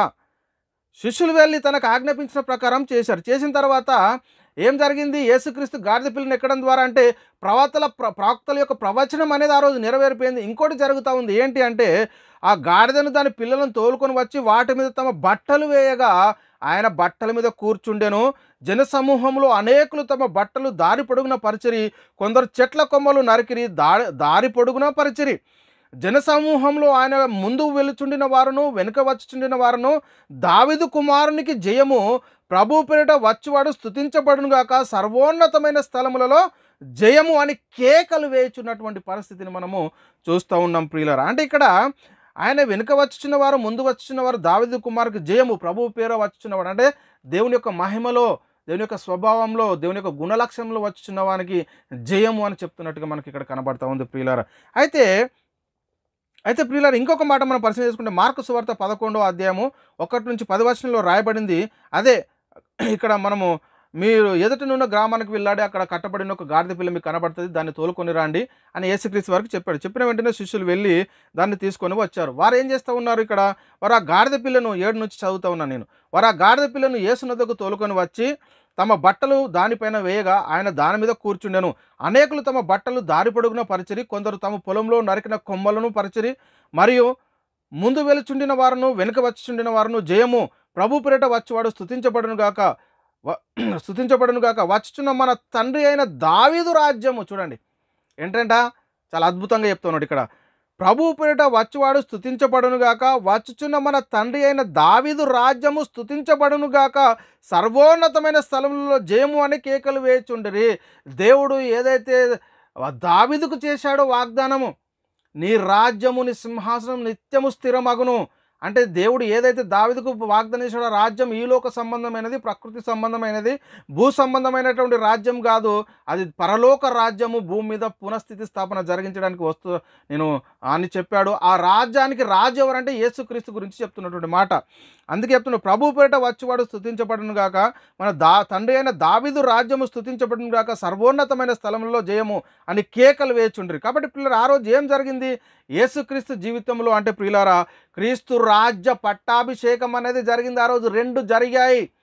ఏం జరిగాయి 2 అంటే, ఏదైతే ప్రవక్తలు ప్రవచించారో యేసుక్రీస్తు గురించి, నీ రాజు సాత్వికుడై గాడిద పిల్లను గాడిద పిల్ల ఎక్కి వస్తాడని ఏదైతే ప్రవక్తల ద్వారా చెప్పబడదో, ప్రవక్తల ప్రవచనాలు నెరవేరిపోయాయి. రెండవది క్రీస్తు రాజ్య పట్టాభిషేకం అనేది జరిగింది. దేవుని రాజ్యాన్ని పునఃస్థితి స్థాపన జరిగించాలనుకున్నాడు. ఆ రాజ్యానికి పట్టాభిషక్తినిగా మరి యేసుక్రీస్తుని ఆ రోజు యేసుక్రీస్తుకు పట్టాభిషేకం జరిగిందని మనము మొట్టమొదట గుర్తించాలి ప్రియులారు. ఇక్కడ లూకాసు వార్త 19 అధ్యాయం 29 నుంచి మీరు 40 వచనాలు రాసుకోండి. నేను 35 వచనం నుంచి చదువుతున్నాను. తర్వాత వారు యేసు నొద్దకు దానిని తోలుకొని వచ్చి, అంటే చిన్న గాడిద పిల్లను తోలుకొని వచ్చి ఆ గాడిద పిల్ల మీద తమ బట్టలు వేసి యేసును దాని మీద ఎక్కించిరి. ఆయన వెళ్ళుచుండగా తమ బట్టలు దారి పొడవున పరిచిరి. ఒలీవల కొండ నుండి దిగుచోటికి ఆయన సమీపించినప్పుడు శిష్యుల సమూహం అంతయు సంతోషించుచు, ప్రభు పేరిట వచ్చు రాజు స్తుతించబడునుగాక, పరలోకమందు సమాధానమును, సర్వోన్నతమైన స్థలములలో మహిమయు ఉండునుగాక. చూడండి పిల్లలు ఏమంటున్నాడు ఇక్కడ, ప్రభు పేరిట వచ్చు రాజు స్తుతించబడునుగాక. ఏం జరుగుతూ ఉంది? క్రీస్తు రాజ్య పట్టాభిషేకము. ఆ రోజు యేసుక్రీస్తు వారు గాడిద పిల్లని ఎక్కి వచ్చిన రోజు ప్రవక్తల ప్రవచనం అనేది నెరవేరిపోయింది. ఆయన క్రీస్తు రాజ్యానికి పట్టాభిషేకం అనేది మరి యేసుక్రీస్తుకు జరుగుతున్నట్టుగా మనకు కనబడుతూ ఉంది పిల్లరా. పరలోకమందు సమాధానము, సర్వోన్నతమైన స్థలంలో మహిమే ఉండునుగా. కానీ తాము చూసిన అద్భుతములు అన్నిటి గురించి మహాశబ్దంతో దేవునికి స్తోత్రము చేయసాగిరి. ఆ సమూహంలో ఉన్న కొందరు పరిసయ్యులు, బోధకుడా నీ శిష్యులు గద్దింపుమని ఆయనతో చెప్పగా, ఆయన వారిని చూచి, మీరు ఊరుకుండిన ఎడల రాళ్ళు కేకలు వేయనని మరి మీతో చెప్పుచున్నాను. చూడండి పిల్లరా, యేసుక్రీస్తు జీవితంలో యెరూషలేముకు అన్న చిన్న గాడిద పిల్లను ఎక్కి రావడం ద్వారా ఏం జరిగిందంటే ముఖ్యంగా 2 జరిగాయి ఆ రోజు. ఒకటేమో ప్రవక్తల ప్రవచనం అనేది నెరవేరిపోయింది. రెండోది యేసుక్రీస్తుకు క్రీస్తు రాజ్య పట్టాభిషేకం అనేది జరిగింది పిల్లలు. ఇది మనం చాలా జాగ్రత్తగా పరిశీలన చేసుకోవాలి. లాస్ట్ యోహాను సువార్త 12 నుంచి 16 వచనాల్లో మనము సువార్తలో రాయబడినటువంటి సందర్భాన్ని మనం చూస్తాం. 12 నుంచి, మర్నాడు ఆ పండుగకు వచ్చిన బహు జన సమూహము యేసు యెరూషలేమునకు వచ్చి ఉన్నాడని విని ఖర్జూరపు మట్టలు పట్టుకొని ఆయనను ఎదుర్కొనబోయి, జయము, ప్రభు పేరిట వచ్చుచున్న ఇశ్రాయేలీల రాజు స్తుతించబడునుగా కానీ కేకలు వేసిరి. ఇశ్రాయేలీల రాజు, ప్రభు పేరిట వచ్చుచున్నటువంటి ఇశ్రాయేలీల రాజు స్తుతించబడునుగాక అని కేకలు వేసిరి. ఇక్కడ చెప్తున్నాడు, ఎందుకు కేకలు వేస్తాడంటే, సియోను కుమారి భయపడకుము, ఇదిగో నీ రాజు గాడిద పిల్ల మీద ఆసీనుడై వచ్చుచున్నాడు అని వ్రాయబడిన ప్రకారము యేసు ఒక చిన్న గాడిదను కనుగొని దాని మీద కూర్చుండని. ఏదైతే ప్రవక్తల ప్రవచనం అనేది నెరవేరిపోయింది ఆ రోజు అని ఇక్కడ చాలా అద్భుతంగా లేఖనాల్లో రాయబడింది. సియోని కుమారి భయపడకము, ఇదిగో నీ రాజు గాడిద పిల్ల మీద ఆసీనుడై వచ్చుచున్నాడు అని రాయబడిన ప్రకారము యేసు ఒక చిన్న గాడిదను కనుగొని దాని మీద కూర్చుండెను. ఆయన శిష్యులు ఈ మాటలు మొదట గ్రహించలేదు. కానీ యేసు మహిమపరచబడినప్పుడు అవి ఆయన గురించి వ్రాయబడిననియో వారు ఆయనకు వాటిని చేసిరనియో జ్ఞాపకం తెచ్చుకోండి. చూడండి ప్రియులారా, ఇక్కడ ఏం జరుగుతూ ఉందంటే రాయబడినటువంటి ప్రవచనం అనేది నెరవేరిపోయింది. క్రీస్తుని గురించినటువంటి ప్రవచనం అనేది నెరవేరిపోయింది. చాలా జాగ్రత్తగా మనం పరిశీలన చేసుకోవాలి. కాబట్టి ప్రియులారా, ఆ రోజు యేసుక్రీస్తు జీవితంలో ఏం జరిగిందంటే క్రీస్తు రాజ్య పట్టాభిషేకం అనేది జరిగింది. ఇది నిజమేనా? మరి మనం ఎట్లా తెలుస్తుంది? ఆ రోజు గాడిద పిల్లని ఎక్కి రావడం ద్వారా నిజంగానే మరి దేవుని రాజ్యాన్ని స్థాపించబోయేటువంటి క్రీస్తుకు ఆ క్రీస్తు రాజ్య పట్టాభిషేకం జరిగింది అని ఎలా చెప్పగలము? ఇశ్రాయేలీలో అలా గాడిద పిల్లని ఎక్కి రావడం ద్వారా నిజంగానే రాజ్య పట్టాభిషేకం జరుగుతుందా లేదా అనేది మనం లేఖనాలను పరిశీలన చేసుకుందాం ప్రియులారా. చూద్దాం. ఇది అర్థం కావాలంటే మనం ఇశ్రాయేల్లో ఒక వ్యక్తిని రాజుగా చేయాలంటే వాళ్ళు జరిగించేటటువంటి కార్యక్రమాలు ఏంటి అనేది మనం మొట్టమొదట గ్రహిస్తే, ఆ రోజు యేసుక్రీస్తు గాడిద పిల్ల మీద ఎక్కి రావడం ద్వారా క్రీస్తు రాజ్య పట్టాభిషేకం జరిగిందా లేదా అనేది మనకు చాలా స్పష్టంగా అర్థమవుతుంది.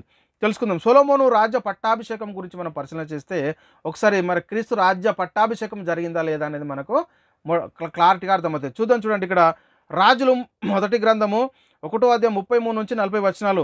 అంతటా రాజు మీరు, అంటే రాజు అంటే ఎవరు? దావీదు. అంతటా రాజు మీరు మీ ఏలినవాడనైన నా సేవకులను పిలుచుకొని పోయి నా కుమారుడైన సొలొమోనును కంచర గాడిద మీద ఎక్కించి గిహ్నోనుకు తీసుకొని పోయి అన్నట్టు. కంచర గాడిదను ఎక్కించాలంటే రాజ్య పట్టాభిషేకం జరిగించాలంటే ఏం చేయాలి? ఇశ్రాయేలులో జరిగించినటువంటి పద్ధతి ఏంటంటే గాడిద పిల్లని ఎక్కించాలి. అది ఆనాటి నుంచి నెరవేరుతా ఉన్నటువంటి మాట మనం చూడండి ప్రియులారా. యాజకుడైన సోదకును ప్రవక్త అయిన నాతానును ఇక్కడ ఇశ్రాయేళ్ల మీద రాజుగా అతనికి పట్టాభిషేకం చేసిన తర్వాత ఏం జరుగుతూ ఉంది? గాడిద పిల్లను ఎక్కి రావడం ద్వారా, అంటే వాళ్ళు ఒక రాజును చెయ్యాలంటే మొదట గాడిద పిల్లను ఎక్కించేవారు. ఎందుకంటే ఆయనకు రాజ్య పట్టాభిషేకం జరిగించాలి కాబట్టి. ఇది చూడండి ప్రియులరా, అద్భుతంగా యాజకుడైన సోదకును ప్రవక్త అయిన నాతానును ఇక్కడ ఇశ్రాయేళ్ల మీద రాజుగా అతనికి పట్టాభిషేకం చేసిన తర్వాత వారు బాకానాదము చేసి రాజైన సొలొమోను చిరంజీవి అగునుగా అని ప్రకటన చేయవలెను. ఇశ్రాయేలు వారి మీదను యూదా వారి మీదను నేను అతన్ని అధికారినిగా నియమించి ఉన్నాను గనక పిమ్మట మీరు యెరూషలేమునకు అతని వెంట రాగా అతడు నా సింహాసనం మీద ఆసనుడై నాకు ప్రతిగా రాజగునని సెలవిచ్చను. అంటే రాజుగా జరిగించాలంటే పట్టాభిషేకం జరిగించాలి ముందు. ఆ పట్టాభిషేకానికి ముందు ఏం చేయాలంటే వీళ్ళు ఒక గాడిద పిల్లని ఎక్కించి అతన్ని తీసుకొని రావాలని చెప్తున్నటువంటి మాట ఇక్కడ మనకు కనబడుతూ ఉంది. అదేవిధంగా ప్రియులారా, ఇంకా మనం 37వ వచనంలో పరిశీలన చేస్తే యెహోవా నా ఏలినవాడవైన ఏలినవాడవును రాజువు నాకు నీకు తోడుగా ఉండునట్లు ఆయన సొలొమోనుకును తోడుగాను నుండి నా ఏలినవాడైన రాజాకు దావీదు యొక్క రాజ్యం కంటే అతని రాజ్యము ఘనముగా ఎంచునుగాక అనేను. కాబట్టి యాజకుడైన సోదకును ప్రవక్త అయిన నాతానును యెహోయూదా కుమారుడైన బెనియాయును కెరేతీయులను ఫెలేతీయులను రాజైన దావీదు కంచర గాడిద మీద సొలొమోనును ఎక్కించి గిహోనుకు తీసుకొని రాగా అంటారు. అంటే దావీదును పట్టాభిషేకం చేయమనంగానే ఏం చేశారు అంటే ఒక కంచర గాడిదను ఎక్కించారు. అంటే ఇశ్రాయేల్లో ఒక వ్యక్తిని రాజుగా చేయాలంటే వాళ్ళు జరిగించాల్సినటువంటి కార్యక్రమాలు ఏం చేస్తూ ఉన్నారు అనేది మనం మొట్టమొదట గ్రహిస్తే ఆ రోజు యేసుక్రీస్తు గాడిద పిల్లని ఎక్కడం ద్వారా క్రీస్తు రాజా పట్టాభిషేకం జరిగిందా లేదా అనేది మనకు అర్థమవుతుంది. కాబట్టి రాజైన దావీదు కంచర గాడిద మీద సొలొమోనును ఎక్కించి గిహ్నోనుకు తీసుకొని రాగా యాజకుడైన సోదోకు గుడారంలో నుండి తైలపు కొమ్మును తెచ్చి సొలొమోనునకు పట్టాభిషేకం చేశాను. ఏం చేశాడు? తైలపు కొమ్మును తెచ్చాడు. యాజకుడైన సోదోకు గుడారం నుండి ఏం చేశాడండి? తైలపు కొమ్మును తెచ్చి సొలొమోనుకు పట్టాభిషేకం చేశాను. అప్పుడు వారు బాకాబూదగా కూడిన జనులందరూ రాజైన సొలొమోను చిరంజీవి అవునుగా కానీ కేకలు వేసినట్టుగా మనం చూస్తున్నాం. ఏదైతే యేసుక్రీస్తు వారు గాడిద పిల్లని ఎక్కిరాగా ప్రభు పేరిట వచ్చుబాడు స్తుతించబడిన యొక్క సర్వోన్నతమైన స్థలంలో దేవునికి జయము జయమని ఎలాగైతే ఆ రోజు ఎలాగైతే చెప్పారో ఆ రోజు అదే సేమ్ ఇక్కడ కూడా ఇశ్రాయేలు ఒక వ్యక్తిని రాజుగా చేయాలంటే అలాంటి సందర్భమే జరుగుతుంది ప్రియులారా. కాబట్టి ఇంకో మనం పరిశీలన చేసుకోవాలంటే రెండో వ్యక్తి గురించి కూడా మనం పరిశీలన చేద్దాం ప్రియులారా. ఇశ్రాయేల్లో ఒక వ్యక్తిని రాజుగా చేయాలంటే వాళ్ళు జరిగించాల్సినటువంటి కార్యక్రమాలు ఏంటంటే ఇక్కడ యెహూ రాజ్య పట్టాభిషేకం గురించి కూడా మనం పరిశీలన చేస్తే ఏం జరుగుతుంది అనేది మనకు అర్థమవుతుంది. ఇక్కడ రాజులు 2వ గ్రంథము 9వ అధ్యాయం 1 నుంచి 6 వచనంలో, రాజులు 2వ గ్రంథము 9వ అధ్యాయం 1 నుంచి 6 వచనాల్లో అంతటా ప్రవక్తకు ఎలీషా ప్రవక్తల శిష్యులు ఒకరిని పిలువనంపించి అతనికి ఇట్లా నీవు నడుము బిగించుకొని నీ తైలపు గిన్నె చేత పట్టుకొని రామగిల్గాతునకు పోయి అచ్చట ప్రవేశించినప్పుడు నిషింకి పుట్టిన యెహోషాపాతు కుమారుడైన యెహూ అక్కడ ఉన్నాడని తెలుసుకొని అతన్ని దర్శించి అతని సహోదరుల మధ్య నుండి అతన్ని చాటుగా రప్పించి లోపల గదిలోనికి అతన్ని తీసుకొని పోయి తైలపు గిన్నె తీసి అతని తల మీద తైలము పోసి నిన్ను ఇశ్రాయేళ్ల మీద పట్టాభిషక్తునిగా చేస్తున్నానని యెహోవా సెలవిచ్చుచున్నాడని అతనితో చెప్పి ఆలస్యం చేయక తలుపు తీసి పారిపోమ్ము. ఎవరుడైనా ప్రవక్త పోవాలని బయలుదేరి రామగిల్గాతునకు వచ్చినప్పటికీ ఇక్కడ సైన్యాధిపతులు కూర్చుండి ఉండిరి. అప్పుడు అతడు అధిపతి నేనొక సమాచారం తెచ్చితినని చెప్పగా యెహూ ఇద్దరిలో అది ఎవరిని గూర్చినదని అడగగా అతడు అధిపతి నిన్ను గూర్చినని అన్నాడు. ఇక్కడ చూద్దాం, ఇక్కడ నుంచి. అందుకు యెహూ లేచి ఇంటిలోనికి ప్రవేశించెను.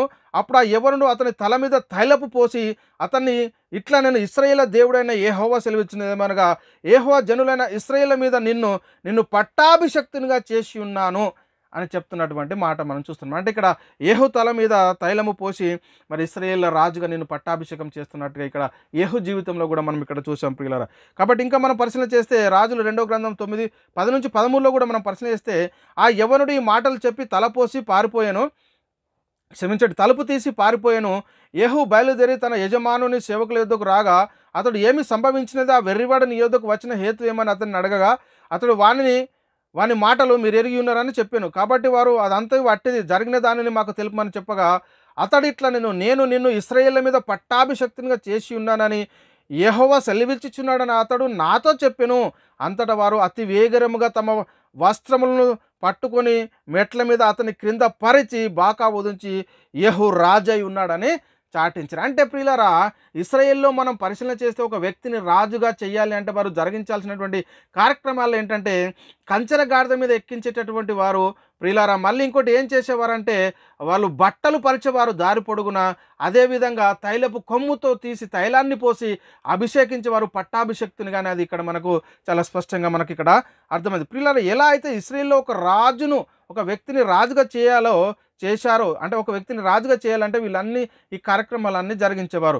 అలాగే యేసుక్రీస్తు విషయంలో కూడా జరిగింది. దీన్ని బట్టి మనకు అర్థమైంది ఏంటి అంటే, యేసుక్రీస్తు గాడిద పిల్లను ఎందుకు ఎక్కాడు అంటే, ఆ రోజు యేసుక్రీస్తు జీవితంలో ఏం జరిగిందంటే రెండు నెరవేరిపోయాయి. ఒకటేమో ప్రవక్తల ప్రవచనమేమో నెరవేరిపోయింది, రెండవదేమో క్రీస్తు రాజ్య పట్టాభిషేకం అనేది జరిగింది. రాజ్య పట్టాభిషేకం అనేది జరిగినట్టుగా మనము పరిశీలన చేసుకున్నాం పిల్లలు. ఇంకా కొన్ని సంగతులు మనం పరిశీలన చేస్తే ఇంకా చాలా స్పష్టంగా అర్థమవుతుంది. ఇక్కడ యెషయా గ్రంథము 61:1లో మనం పరిశీలన చేస్తే యేసుక్రీస్తుని ఇంకా ఎలా పట్టాభిషేకం చేశాడు దేవుడు అంటే, ప్రభువగు యెహోవా ఆత్మ నా మీదికి వచ్చి ఉన్నది, దీనులకు సువర్తమానం ప్రకటించుటకు యెహోవా నన్ను అభిషేకించెను. ఇశ్రాయేల్లో ఒక వ్యక్తిని అభిషేకించాలంటే తైలం పోసి అభిషేకించేవారు. అదేవిధంగా మరి పట్టాభిషేకం జరిగించక ముందు గాడిద పిల్లను ఎక్కించేవారు, దారి పొడుగున బట్టలు కూడా పరిచేటటువంటి. అలాంటి పరిస్థితిలోనే సేమ్ టు సేమ్ యేసుక్రీస్తు జీవితంలో అదే జరిగింది. ఆ రోజు క్రీస్తు రాజా పట్టాభిషేకం జరిగిందనడానికి రుజువులేంటి అంటే ఇగో చెప్తా ఉన్నాడు, ప్రభువాగు యెహోవా ఆత్మ నా మీదికి వచ్చి ఉన్నది, దీనులకు సువార్తమానం ప్రకటించుటకు యెహోవా నన్ను అభిషేకించును, నలిగిన హృదయం గల వారిని దృఢపరచుటకును, చెరలో ఉన్న వారికి విడుదలను, బంధించబడిన వారికి విముక్తిని ప్రకటించను. అంటే ఆయన అభిషేకింపి పంపబడినటువంటి వాడు. కాబట్టి పిల్లలు చాలా జాగ్రత్తగా మనం పరిశీలన చేసుకోవాలి. యేసుక్రీస్తు వారు యెరూషలేములో ఉన్నాడు, గాడిద పిల్లని ఎక్కి రావడం ద్వారా ఏం జరిగింది? యేసుక్రీస్తు వారు యూదులతో ఒక మాట చెప్తున్నాడు, తండ్రి నన్ను ప్రతిష్ఠ చేసి ఈ లోకానికి పంపిన వానితో మీరు దేవదూషణ చేస్తున్నారని ఎలా చెప్తారో, నన్ను ప్రతిష్ఠ చేసి పంపాడు, నన్ను అభిషేకించి పంపాడు అని చెప్తున్నటువంటి మాటలు మనం చూడగలుగుతున్నాం. యోహాను సువార్త 10:36లో తండ్రి ప్రతిష్ఠ చేసి ఈ లోకానికి పంపిన వానితో నువ్వు దేవదూషణ చేస్తున్నావు ఎట్లు చెప్పుదురు అంటాడు. అదేవిధంగా ప్రియులారా, మనం పరిశీలన చేస్తే అపోస్తల కార్యములు 4:27-28లో కూడా ఏమి జరగవలనని నీ హస్తము సంకల్పమును ముందు నిర్ణయించునో వాటిని అన్నిటిని చేయుటకై నీవు అభిషేకించిన నీ పరిశుద్ధ సేవకుడైన యేసు అంటాడు. యేసును అభిషేకించాడు దేవుడు. చూడండి ప్రియులారా, పట్టాభిషక్తునిగా చేశాడు. క్రీస్తు రాజ్య పట్టాభిషేకం జరిగింది ప్రియులారా ఆ రోజు. కాబట్టి ఇంకా యేసుక్రీస్తు వారిని పిలాతు అడుగుతూ ఉన్నాడు, నువ్వు రాజువా అంటే, రాజుగా చేయాలంటే ఇవన్నీ జరిగించేవారు అని మనం చూస్తూ ఉన్నాం. రాజు అంటే అవును నేను రాజుని అన్నాడు. లూకా సువార్త 23:2-3లో అతడు మా జనమును ఇక్కడ చెప్తా ఉన్నారు వాళ్ళు అంటే యూదులు యేసుక్రీస్తు వ్యతిరేకంగా చెప్తా ఉన్నారు. అతడు మా జనమును తిరగబడ ప్రేరేపించుచు కైసరునకు పన్నియవద్దనియు తానే క్రీస్తును ఒక రాజునని చెప్పగా మేము వింటిమని ఆయన మీద నేరమోపసాగరి. పిలాతు నువ్వు యూదుల రాజువా అని ఆయనను అడగగా ఆయన నివ్వన్నట్టే అని అతనితో చెప్పాను. అంటే నన్ను దేవుడు అభిషేకించాడు, రాజు ఈ లోకానికి పంపించాడు. అర్థమవుతుందండి. సత్యాన్ని గుర్తించాలి మనం. దేవుని యొక్క చిత్తాన్ని, దేవుని యొక్క సంకల్పాన్ని, దేవుని యొక్క ఆలోచనకు తగినట్టుగా మనం నడుచుకోవాలి ప్రియులారా. ఇంకా మనం యోహాను సువార్త 1:11లో కూడా ఆయన తన స్వకీయుల యొద్దకే వచ్చెను, ఆయన స్వకీయులు ఆయనను అంగీకరించలేదు.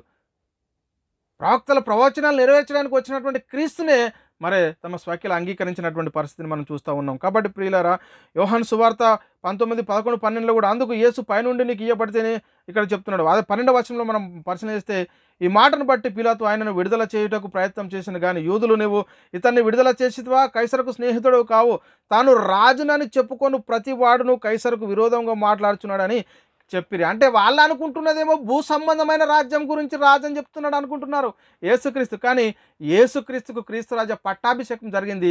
దేవుని రాజ్యాన్ని పునఃస్థితి స్థాపన జరిగించడానికి వచ్చాడు.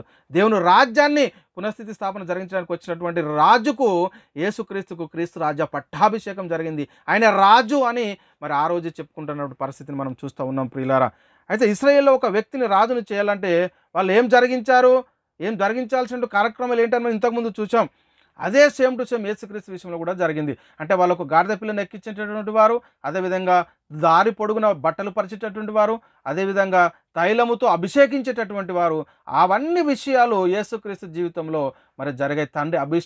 తండ్రి మరి ప్రతిష్ఠ చేసి ఈ లోకానికి పంపించాడు, తండ్రి అభిషేకించి ఈ లోకానికి పంపించాడు క్రీస్తును. కాబట్టి ప్రియులారా, క్రీస్తు రాజా పట్టాభిషేకం ఎప్పుడు జరిగింది అంటే యెరూషలేములో యేసుక్రీస్తు గాడిద పిల్ల ఎక్కి రావడం ద్వారా 2 నెరవేరిపోయాయి. ప్రవక్తల ప్రవచనం అనేది నెరవేరిపోయింది. క్రీస్తు రాజా పట్టాభిషేకం అనేది ఆ రోజు జరిగింది ప్రియులారా.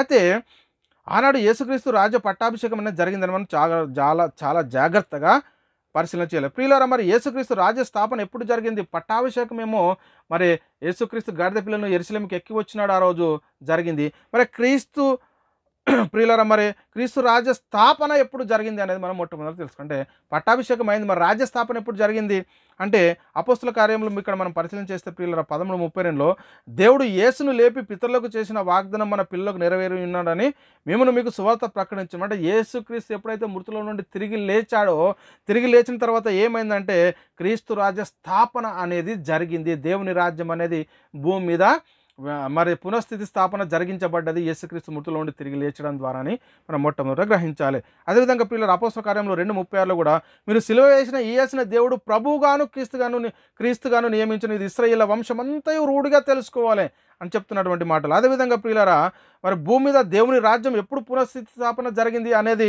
మనకు తెలియాల్సిన అవసరం ఎంతైనా ఉంది. మొట్టమొదట మనం గ్రహించుకోవాలి. ఎప్పుడు అంటే భూమి మీద 2 రాజ్యాలు విస్తరించబడుతున్నాయి. ఇప్పుడు మనం మొట్టమొదట గ్రహించుకోవాలి. ఏంటి 2 రాజ్యాలు అంటే? ఒకటేమో దేవుని రాజ్యము, పరలోక రాజ్యము.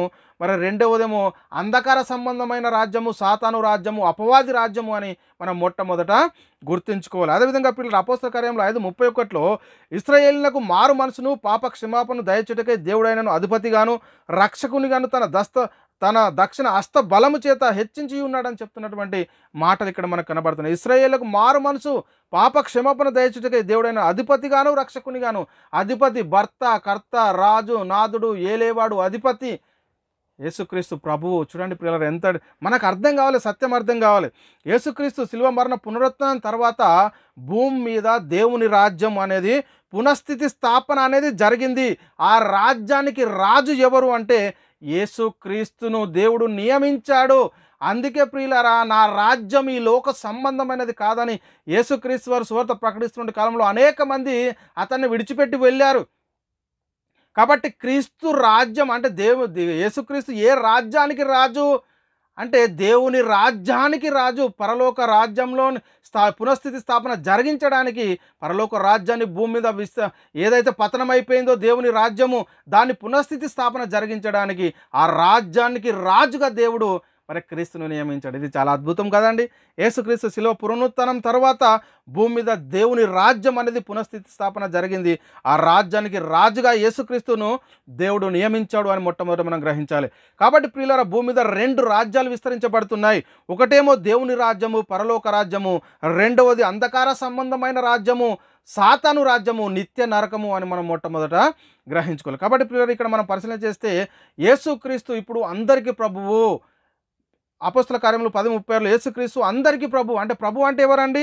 ప్రభు అంటే భర్త, కర్త, నాథుడు, రాజు, ఏలేవాడు, అధిపతి అని మనం అంటే ఆత్మ సంబంధమైనటువంటి రాజ్యానికి రాజు ఎవరు అంటే యేసుక్రీస్తు వారని మనం మొట్టమొదట గ్రహించుకోవాలి. కాబట్టి ప్రియులారా, యేసుక్రీస్తు మృతుల నుండి తిరిగి లేచిన తర్వాత 3 లోకాల్లో అధికారం కలిగి ఉన్నాడు. యేసుక్రీస్తు మృతుల నుండి తిరిగి లేచడం వల్ల జీవముతో కూడిన నిరీక్షణ మనకు కలిగినట్లు, అనగా అక్షయమైనది, నిర్మలమైనది, వాడబడినటువంటి స్వాస్థ్యము మనకు కలిగినట్లు ఆయన తన విశేష కనుగ్రహం చొప్పున మనల్ని మరలా జన్మింపజేసిన చెప్తున్నటువంటి మాటలు కూడా మనము చూస్తూ ఉన్నాం ప్రియులారా. ఇక్కడ మత్తయి సువార్త 28:18లో అయితే యేసు వారి యొద్దకు వచ్చి పరలోకమందును భూమి మీద నాకు సర్వాధికారం ఇవ్వబడి ఉన్నది. అంటే రాజ్యాన్ని ఏలేటటువంటి ఎవరంటే రాజు. అర్థమైందా? అంటే యేసుక్రీస్తు జీవితంలో ఏం జరిగింది? నాడు యెరూషలేములో అంటే ప్రవక్తల ప్రవచనం అనేది నెరవేరిపోయింది. క్రీస్తు రాజ్య పట్టాభిషేకం అనేది జరిగింది. ఎప్పుడైతే యేసుక్రీస్తు మృతుల నుండి తిరిగి లేచాడో భూమి మీద దేవుని రాజ్యము పునఃస్థితి స్థాపన అనేది జరిగింది. ఇది మనం మొట్టమొదట గ్రహించుకోవాల్సిన అవసరం ఎంతైనా ఉంది ప్రియులారా. చాలా జాగ్రత్తగా లేఖనాలను మనం పరిశీలన చేయాలి. ఫిలిప్పీయులకు రాసిన పత్రిక 2వ అధ్యాయం 9 నుంచి 11 వచనాల్లో మనం పరిశీలన చేస్తే అద్భుతమైన మాటలు రాయబడి ఉన్నాయి. అందుచేత పరలోకమందు ఉన్న వారిలో కానీ, భూమి మీద ఉన్నవారిలో కానీ, భూమి క్రింద ఉన్నవారిలో కానీ ప్రతి వాని మోకాలు యేసునామమున వంగునట్లును, ప్రతి వాని నాలుకయు తండ్రి అయిన దేవుని మహిమార్థమై యేసుక్రీస్తు ప్రభువు అని ఒప్పుకొనున్నట్లును దేవుడు ఆయనను అధికముగా హెచ్చించి ప్రతి నామంకు పైనామం ఆయనకు అనుగ్రహించిన తండ్రిని తప్ప 3 లోకాల్లో క్రీస్తుకు అధికారం అనుగ్రహించాడు ప్రియులారా. ఇప్పుడు యేసుక్రీస్తు ఎవరు? ఆత్మ సంబంధమైన రాజ్యానికి రాజు. అర్థమవుతుందా? మనం ఏ రాజ్యంలో ఉన్నాము? ఇప్పుడు ఏ రాజ్యంలో ఉన్నాము? కాబట్టి ప్రియులరా, ప్రభు అంటే ఎవరు అంటే భర్త, కర్త, నాథుడు, ఏలేవాడు, అధిపతి, రాజు. ఇది మనకు మొట్టమొదట అర్థం కావాల్సిన అవసరం ఎంతైనా ఉంది. ఇది తెలియకుండా ఇంకా నేడు యేసు రాజుగా వచ్చుచున్నాడని పాటలు పడుతాడు. ఎంత అమాయకులండి, సాతాను మోసం చేస్తున్నాడు, జాగ్రత్త. అబద్ధ బోధకులు ఇంకా క్రీస్తు రాజ్యం స్థాపించబడలేదు, దేవుని రాజ్యం భూమి మీద పునఃస్థితి స్థాపన జరిగించబడలేదని అమాయకమైనటువంటి బోధకులు, సాతాను బోధకులు చెప్తా ఉన్నారు. లేఖనాలు ఏం చెప్తా ఉన్నాయి? ఆల్రెడీ దేవుని రాజ్యము భూమి మీద పునఃస్థితి స్థాపన జరిగించబడింది, అందులోనే కదా మనం ఉన్నాము. లేకపోతే నువ్వు అంధకార సంబంధమైన అధికారంలో ఉన్నావు, నిత్య నరకంలో ఉన్నావు. ఇప్పుడు దేవుని రాజ్యం భూమి మీద పునఃస్థితి స్థాపన జరిగించబడలేదు అంటే నువ్వు ఏ రాజ్యంలో ఉన్నావు? సాతాను రాజ్యంలో ఉన్నావు. చాలా జాగ్రత్తగా పరిశీలన చేసుకోవాలి. ఇది తెలియకుండా ఇంకా నేడు యేసు రాజుగా వచ్చుచున్నాడని పాటలు పాడతారు. పాటలు పాడమే కాదు, ఇంకా కొంతమంది పరలోక ప్రార్థన, నీ రాజ్యం వచ్చునుగాక. ఏ రాజ్యంలో ఉన్నావు ప్రియ సహోదరి, ప్రియ సహోదరుడా?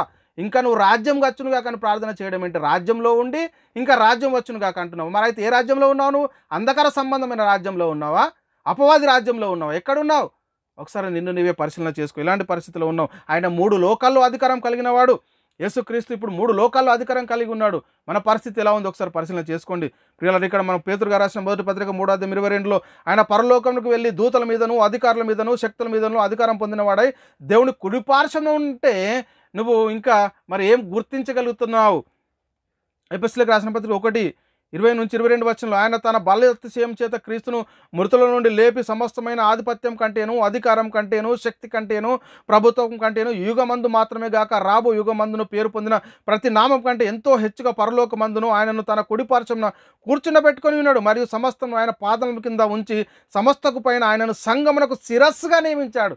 ఆయన సంఘానికి రాజు అంటే, క్రీస్తు సంఘానికి రాజు అంటే నువ్వు ఒప్పుకోవు. మరి ఏ రాజ్యంలో ఉన్నావు? సాతాను రాజ్యంలో ఉన్నావు అని ఒప్పుకుంటున్నావా? ఎలాంటి పరిస్థితిలో ఉన్నావు ఒకసారి పరిశీలన చేసుకో. నువ్వు ఎక్కడున్నావు? నీ జీవితం ఎలా ఉంది ఈరోజు? నీ నీ నీ విశ్వాస జీవితం ఎలా కొనసాగుతూ ఉంది? సర్వసత్యంలోనే నీ జీవితాన్ని కట్టుకుంటున్నావా? అసత్యంలో కట్టుకుంటున్నావా? ఏంటి? యేసుక్రీస్తు వారు నాడు యెరూషలేములకు గాడిద పిల్ల ఎక్కడ రావడం ద్వారా మన జీవితంలో ఏం జరిగింది?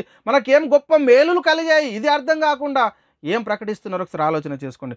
ప్రియులారా, ఆత్మ సంబంధమైన రాజ్యానికి దేవుడు క్రీస్తును రాజుగా నియమించాడని చెప్తా ఉంటే ఇంకా క్రీస్తు రాజ్యం వచ్చునుగాక అని ప్రార్థన చేస్తావు, ఇంకా యేసు రాజుగా వచ్చుచున్నాడు అని పాటలు పాడతావా? ఎలాంటి పరిస్థితిలో ఉన్నారు? హెబ్రీయులకు రాసిన పత్రిక 1:3-4 ఆయన దేవుని మహిమ యొక్క తేజస్సు, ఆయన తత్వం యొక్క మూర్తిమంతమై ఉండి తన మహత్తుగల మాట చేత సమస్తము నిర్వహించుచు పాపముల విషయంలో శుద్ధీకరణము తానే చేసి దేవదూతల కంటే ఎంత శ్రేష్టమైన నామం పొందినో వారందరికంటే అంత శ్రేష్ఠుడై ఉన్నత లోకమందు మహామహుడు దేవుడు కుడిపార్శ్వన ఉన్నాడు. ఆయన ప్రభువు, ఆయన కర్త, ఆయన భర్త, ఆయన నాథుడు, ఏలేవాడు, సంఘానికి శిరస్సు, ఆయనే క్రీస్తు రాజ్యానికి రాజు. ఏం అర్థమవుతుందండి? దేవుని రాజ్యానికి రాజు. మనకేం అర్థం కావట్లేదు, మనం ఏ రాజ్యంలో ఉన్నామో మనకు అర్థం కావట్లేదు. ఎలాంటి పరిస్థితిలో ఉన్నారు చూడండి పిల్లరా. హెబ్రీయులకు రాసిన పత్రిక 2:9 దేవుని కృప వలన ఆయన ప్రతి మనుషుని కొరకు మరణం అనుభవించినట్లు దేవదూతల కంటే కొంచెం తక్కువ వాడిగా చేపట్టిన యేసు మరణం పొందినందున మహిమ ప్రభావంతో కిరీటం ధరించినవనిగా ఆయనను మనం చూస్తున్నాం. కిరీటం ఎవరికి ధరింపజేస్తారు? రాజుకు కిరీటం ఉంటుంది. ఆయన ఇప్పుడు రాజు. ఆత్మ సంబంధమైనటువంటి క్రీస్తు సంఘానికి ఆయన రాజు, పరలోక రాజ్యానికి ఆయన రాజు. తండ్రి నిర్ణయించాడు, 3 లోకాల అధికారం ఇచ్చాడు తండ్రి. తండ్రిని తప్ప సమస్తం క్రీస్తు పాదాల కింద లోపరిచి ఉంచాడు. ఏం అర్థమవుతుంది మనకు? ఏం అర్థమవుతుంది? ఏం వింటున్నాం మనం? బోధించే బోధకులు ఏం బోధిస్తూ ఉన్నారు? ఈ సర్వసత్యం అర్థం కావాలంటే మనం తీసుకున్నటువంటి బాప్తిసం సరైనది. మొట్టమొదట అక్కడనే దెబ్బ కొట్టాడు సాతాను గాడు. తీసుకున్న బాప్తిసం సరైనది కాదు. మరి మనం తీసుకున్న బాప్తిసం సరైనది అయితే యేసుక్రీస్తు నామములో బాప్తిసం తీసుకుంటే సర్వసత్యమైన ఆత్మ అయిన వరం మనం పొందుకుంటే మనకి సర్వసత్యం అనేది అర్థమవుతుంది. హెబ్రీయులకు రాసిన పత్రిక 10:12-13 ఈయనైతే పాపముల నిమిత్తం సదాకాలం నుంచి ఒక్క బలిని అర్పించి అప్పటి నుండి తన శత్రువులను తన పాదములకు పాదపీఠంగా చేయబడే వరకు కనిపెట్టుచుడు దేవుని కుడిపార్శ్వం ఆశ్రయి తన పాదాలని సాతాను పాదాలని యేసుక్రీస్తు సాతాను తన పాదాల కింద చితిగా నొక్కాలి. అవర్దాకా ఆయన రాజ్యపాలన చేస్తూ ఉన్నాడు. చూడండి ప్రియులారా, ఆయన రాజ్యాన్ని ఏలుతూ ఉన్నాడంటే ఇంకా రాజ్యం వచ్చునుగాక అని పాటలు పాడతారు, ప్రార్థన చేస్తారు. కాబట్టి ఇప్పుడు ఇంకా మనం పరిశీలిస్తే కొరింథీయులకు రాసిన మొదటి పత్రిక 15:24-25 అటు తర్వాత ఆయన సమస్తమైన ఆధిపత్యమును, సమస్తమైన అధికారమును, బలమును కొట్టివేసి తండ్రి అయిన దేవునికి రాజ్యం అప్పగించినప్పుడు అంతం వచ్చును. ఇప్పుడు యేసుక్రీస్తు వారు రాజ్య పాలన జరిగిస్తున్నాడు. రెండోసారి వచ్చినప్పుడు ఈ రాజ్యాన్ని తీసుకెళ్ళి తండ్రికి అప్పచెప్తాడు. మనకేమర్థమవుతా ఉంది? ఎందుకన్నా తన శత్రువులందరినీ తన పాదంలో కింద ఉంచి వరకు ఆయన రాజ్యపాలన చేయవాలని సాతాను తన పాదాల కింద తొక్కేంత వరకు ఆయన రాజ్య పరిపాలన చేసి మన ఆత్మ సంబంధమైనటువంటి రాజ్యానికి ఆయన రాజు. ఆ రాజ్యంలోనే మనం కదా ఉన్నాం. ఆ రాజ్యంలో లేకపోతే సాతాను రాజ్యంలో ఉన్నట్టు నువ్వు ఇంకా నీ రాజ్యం వచ్చునుగా కానీ ప్రార్థన చేస్తూ ఉంటే ఇంకా నువ్వు నరకంలోనే ఉన్నావు. ఇంకా యేసు రాజుగా వచ్చున్నాడని నువ్వు పాటలు పాడితే ఇంకా నువ్వు నిత్య నరకంలోనే ఉన్నావు. అంటే నువ్వు రాజ్యంలో లేవు, దేవుని రాజ్యంలో లేవు, క్రీస్తు రాజ్యంలో లేవు. ఎక్కడున్నావు అంటే అంధకార సంబంధమైన అధికారంలో ఉన్నావని నిన్ను నువ్వే ఒప్పుకుంటున్నావు కదా ప్రియుడా. ఒకసారి ఆలోచన చేయండి, ఎలాంటి పరిస్థితిలో ఉన్నాము. ఇప్పుడు మనం ఎవరి రాజ్యంలో ఉన్నాము, ఎవరి రాజ్యంలో ఉన్నామంటే కొలెస్లకు రాసిన పత్రిక 1:13 చాలా అద్భుతంగా లేఖనాలు తెలివిస్తున్నాయి. ఆయన మనల్ని అంధకార సంబంధమైన అధికారం నుండి విడిపించాడు, సాతాను రాజ్యం నుండి విడిపించి తాను ప్రేమించిన తన కుమారుని యొక్క రాజ్య నివాసులుగా చేశాడు. చూడండి పిల్లలు, ఇప్పుడు తాను ప్రేమించిన తన కుమారుని యొక్క రాజ్యము, క్రీస్తు రాజ్యానికి, దేవుని రాజ్యానికి రాజు ఎవరు? యేసుక్రీస్తు వారు. తన ప్రజలమైనటువంటి మనం ఆ రాజ్యంలో ఉన్నటువంటి చట్టాన్ని అనుసరించి జీవించాలి. క్రీస్తు చేసే ముఖ్యమైన మూలరాయి, అపోస్తులు ప్రవక్తలు వేసిన పునాది, పరిశుద్ధులకు ఒకేసారి అప్పగింపబడిన బోధ, ఆత్మ యొక్క నియమాన్ని మనం అనుసరించి జీవించాలి. ఇదే కదా క్రీస్తు రాజ్యంలో ఉన్నటువంటి వారు అనుసరించాల్సిన చట్టం. ఇప్పుడు మనకు చట్టం ఏంటో తెలియట్లేదు, ఎవరు రాజో తెలియట్లేదు, ఏ రాజ్యంలో ఉన్నామో తెలియట్లేదు. ఇలాంటి భయంకరమైన పరిస్థితిలో ఉన్నామండి. ఒకసారి ఆలోచన చేసుకోండి పిల్లలు, ఆలోచన చేసుకోండి. ప్రకటన గ్రంథం 1:6 మనల్ని ప్రేమించు తన రక్తం వలన మన పాపం నుండి మనల్ని విడిపించిన వానికి మహిమయు ప్రభావమును యుగయుగములు కలుగును గాక ఆమేన్. ఆయన మనల్ని తన తండ్రి యొక్క దేవునికి ఒక రాజ్యంగాను యాజకులుగాను చేశాడు. తండ్రి అయిన దేవునికి చూడండి ఎంత అద్భుతమైన మాటలు. ఆయన మనల్ని తన తండ్రి యొక్క దేవునికి ఒక రాజ్యముగాను యాజకులుగాను చేశాడు. మనం దేవుని రాజ్యంలో ఉన్నామండి, క్రీస్తు రాజ్యంలో ఉన్నామండి. ఇంకా రాజ్యం వచ్చును గాక అని ప్రార్థన చేయడం ఏంటండి, ఇంకా యేసు రాజుగా వచ్చి చూడండి పాటలు పాడటం ఏంటండి. మనం ఏం చేస్తూ ఉన్నామంటే యేసుక్రీస్తు గాడిద పిల్లను ఎక్కి రావడం ద్వారా నాడు యెరూషలేములో ఆయన జీవితంలో ఏం జరిగిందో మనకు తెలియట్లేదు, దేవుని సంకల్పం ఏంటో తెలియట్లేదు, భూమి మీద దేవుని రాజ్యము ఎప్పుడు పునఃస్థితి స్థాపన జరిగిందో కూడా తెలియకుండా చేస్తూ ఉన్నాడు సాతాను. ఆలోచన చేయండి. ప్రకటన గ్రంథము 1:9 మీ సహోదరుడు యేసును బట్టి కలుగు శ్రమలోను, ఇక్కడ యోహాన్ చెప్తున్నాడు, మీ సహోదరుడును యేసును బట్టి శ్రమలోను రాజ్యంలోను సహనములోను పాలివాడనైన యోహానను నేను అంటాడు. అంటే మీ సహోదరుడును యేసును బట్టి కలుగు శ్రమలోను రాజ్యములోను సహనములోను పాలువాడను. ఆయన రాజ్యంలో పాలువాడంటే నువ్వేం చెప్పుకుంటున్నావు, ఇంకా నీ రాజ్యం రాలేదు, నేను సాతాను రాజ్యంలో ఉన్నానని చెప్పుకుంటున్నావా? ఇలాంటి పరిస్థితుల్లో ఒకసారి ఆలోచన చేయి ప్రియుడా, ఆలోచన చేయి. రోమిలకు రాసిన పత్రిక 10:9 అదేమనగా యేసు ప్రభువుని నీ నోటితో ఒప్పుకొని దేవుడు మృతుల నుండి ఆయన లేపనని నీ హృదయం అందు విశ్వసించిన నువ్వు రక్షించబడదువు. యేసు ప్రభు అని ఒప్పుకోవాలి. ప్రభు, భర్త, కర్త, రాజు, నాథుడు, ఏలివాడు, అధిపతి అని ఒప్పుకోవాలి ప్రియులారా, ఒప్పుకోవాలి. ఇంకా మనం పరిశీలన చేస్తే పేతురుగా రాసిన మొదటి పత్రిక 3:15 నిర్మలమైన మనస్సాక్షి గలవారై మీలోనున్న నిరీక్షణ గురించి మిమ్మల్ని హేతుబడుగు ప్రతివానికి సాత్వికంతోనూ భయంతోనూ సమాధానం చెప్పుటకు ఎల్లప్పుడూ సిద్ధంగా ఉండి మీ హృదయములందు క్రీస్తును ప్రభువుగా ప్రతిష్ఠించుకోవాలి. ఆయన ఆత్మ సంబంధమైనటువంటి రాజ్యానికి రాజు, ప్రభువు, భర్త, కర్త, నాథుడు, ఏలేవాడు, అధిపతి అని ఒప్పుకుంటున్నావా లేదా? నీ హృదయంలో ఏం విశ్వసిస్తూ ఉన్నావు? కాబట్టి ప్రియులరా ఇక్కడ మనం పరిశీలన. కాబట్టి ప్రియులరా ఇప్పుడు యేసుక్రీస్తు వారు రాజ్య పాలన చేస్తున్నారు. రెండోసారి వచ్చినప్పుడు రాజ్యాన్ని తీసుకెళ్ళి ఎవరికి అప్పచెప్తాడు? తండ్రికి అప్పచెప్తాడు. కాబట్టి మన ప్రియులు ఏదైతే చెప్పుకుంటున్నారో మట్టల ఆదివారం ఆనాడు యెరూషలేములో యేసుక్రీస్తు గాడిద పిల్లను ఎక్కి రావడం ద్వారా యేసుక్రీస్తు జీవితంలో ఏం జరిగింది అంటే ప్రియులారా ప్రవక్తల ప్రవచనం అనేది నెరవేరిపోయింది. రెండవది క్రీస్తు రాజ్య పట్టాభిషేకం అనేది జరిగింది. ఇది నిజమేనంటే ఇశ్రాయేల్లో ఒక వ్యక్తిని రాజుగా చేయాలంటే వాళ్ళు జరిగించాల్సిన కార్యక్రమాలు ఏంటని అన్నీ చూసాం. ఏం చూసాము? గాడిద పిల్లను ఎక్కించడం చూసాము, తైలపు కొమ్మను అభిషేకించడం చూసాము, దారి పొడుగున బట్టలు పరిచి దాని మీద నడరావడం చూసాము, జయము అని అంటే కేకలు వేయడం, స్తుతించబడును కాక అంటే మరి ఇక్కడ జయము అని ప్రకటించడం కూడా మనం చూసాం. కాబట్టి పిల్లలు ఏం అర్థమవుతుంది, మనకేం అర్థమవుతుంది అంటే క్రీస్తు రాజ్యము మరి క్రీస్తు రాజ్య పట్టాభిషేకము ఆ రోజు జరిగింది ప్రియులారా. క్రీస్తు రాజ్య పట్టాభిషేకం అనేది మరి దేవుని రాజ్యము భూమి మీద ఎప్పుడు పునఃస్థితి స్థాపన జరిగించబడింది అని మనం పరిశీలన చేస్తే యేసుక్రీస్తు వారు మృతుల నుండి తిరిగి లేచి పరలోకానికి వెళ్ళి పరలోకంలో ఉన్నటువంటి పరిశుద్ధాత్మని లోకానికి పంపించడం ద్వారా ఈ లోకంలో ఉన్నటువంటి అపోస్తులు పరిశుద్ధాత్మను పొందుకొని ఏం చేశారంటే దేవుని రాజ్యంలో మొట్టమొదటిగా 12 మంది అపోస్తులు దేవుని రాజ్యంలో చేర్చబడ్డారు. మరి దేవుని రాజ్యము విస్తరణ ఎప్పుడు జరిగింది అని ఇక్కడ మనం పరిశీలన చేస్తే ప్రియులారా ఎప్పుడైతే ఈ 12 మంది అపోస్తులు పరిశుద్ధాత్మను పొందుకొని పరిశుద్ధాత్మ ద్వారా ఏదైతే సువార్త ప్రకటిస్తూ ఉన్నారో ఆ సువార్తను విని ఎవరైతే మారు మనసు పొంది పశ్చాత్తాపడి యేసుక్రీస్తు నామములో బాప్తిసం తీసుకొని సంఘంలో చేర్చబడుతూ ఉన్నారో ఆ రోజు దేవుని రాజ్యం అనేది విస్తరించడం అనేది జరిగింది. ఒకే రోజు 3000 మంది దేవుని రాజ్యంలో మరి చేర్చబడ్డారు. దేవుని రాజ్యం అనేది విస్తరించబడింది ప్రియులారా. కాబట్టి మనం ఒకే రోజు ఎంతమంది అంటే 3000 మంది ఇక్కడ మీరు పరిశీలన చేసుకుంటే అపోస్తల కార్యములు 2వ అధ్యాయం 36 నుంచి మీరు 41 వచనాలు మీరు పరిశీలన చేసుకుంటే అద్భుతమైనటువంటి మాటలు అందులో రాయబడి ఉంటాయి. కాబట్టి పిల్లలు ఇప్పుడు మనము దేవుని రాజ్యంలో లేక క్రీస్తు రాజ్యంలో మనం ఉన్నాము. మరి నేడు మనకు రాజు ఎవరంటే క్రీస్తు మనకు రాజుగా ఉన్నాడు. మరి ఇంకా మనము రాజుగా వచ్చువాడు, మరి ఇంకా నీ రాజ్యం వచ్చునుగాక, యేసు రాజుగా వచ్చుచున్నానని మనం పాటలు పాడడము ఎంత అమాయకత్వం ఒకసారి పరిశీలన చేసుకోండి ప్రియులారా. ఇంకెంత అమాయకత్వం ఒకసారి ఆలోచన చేయండి.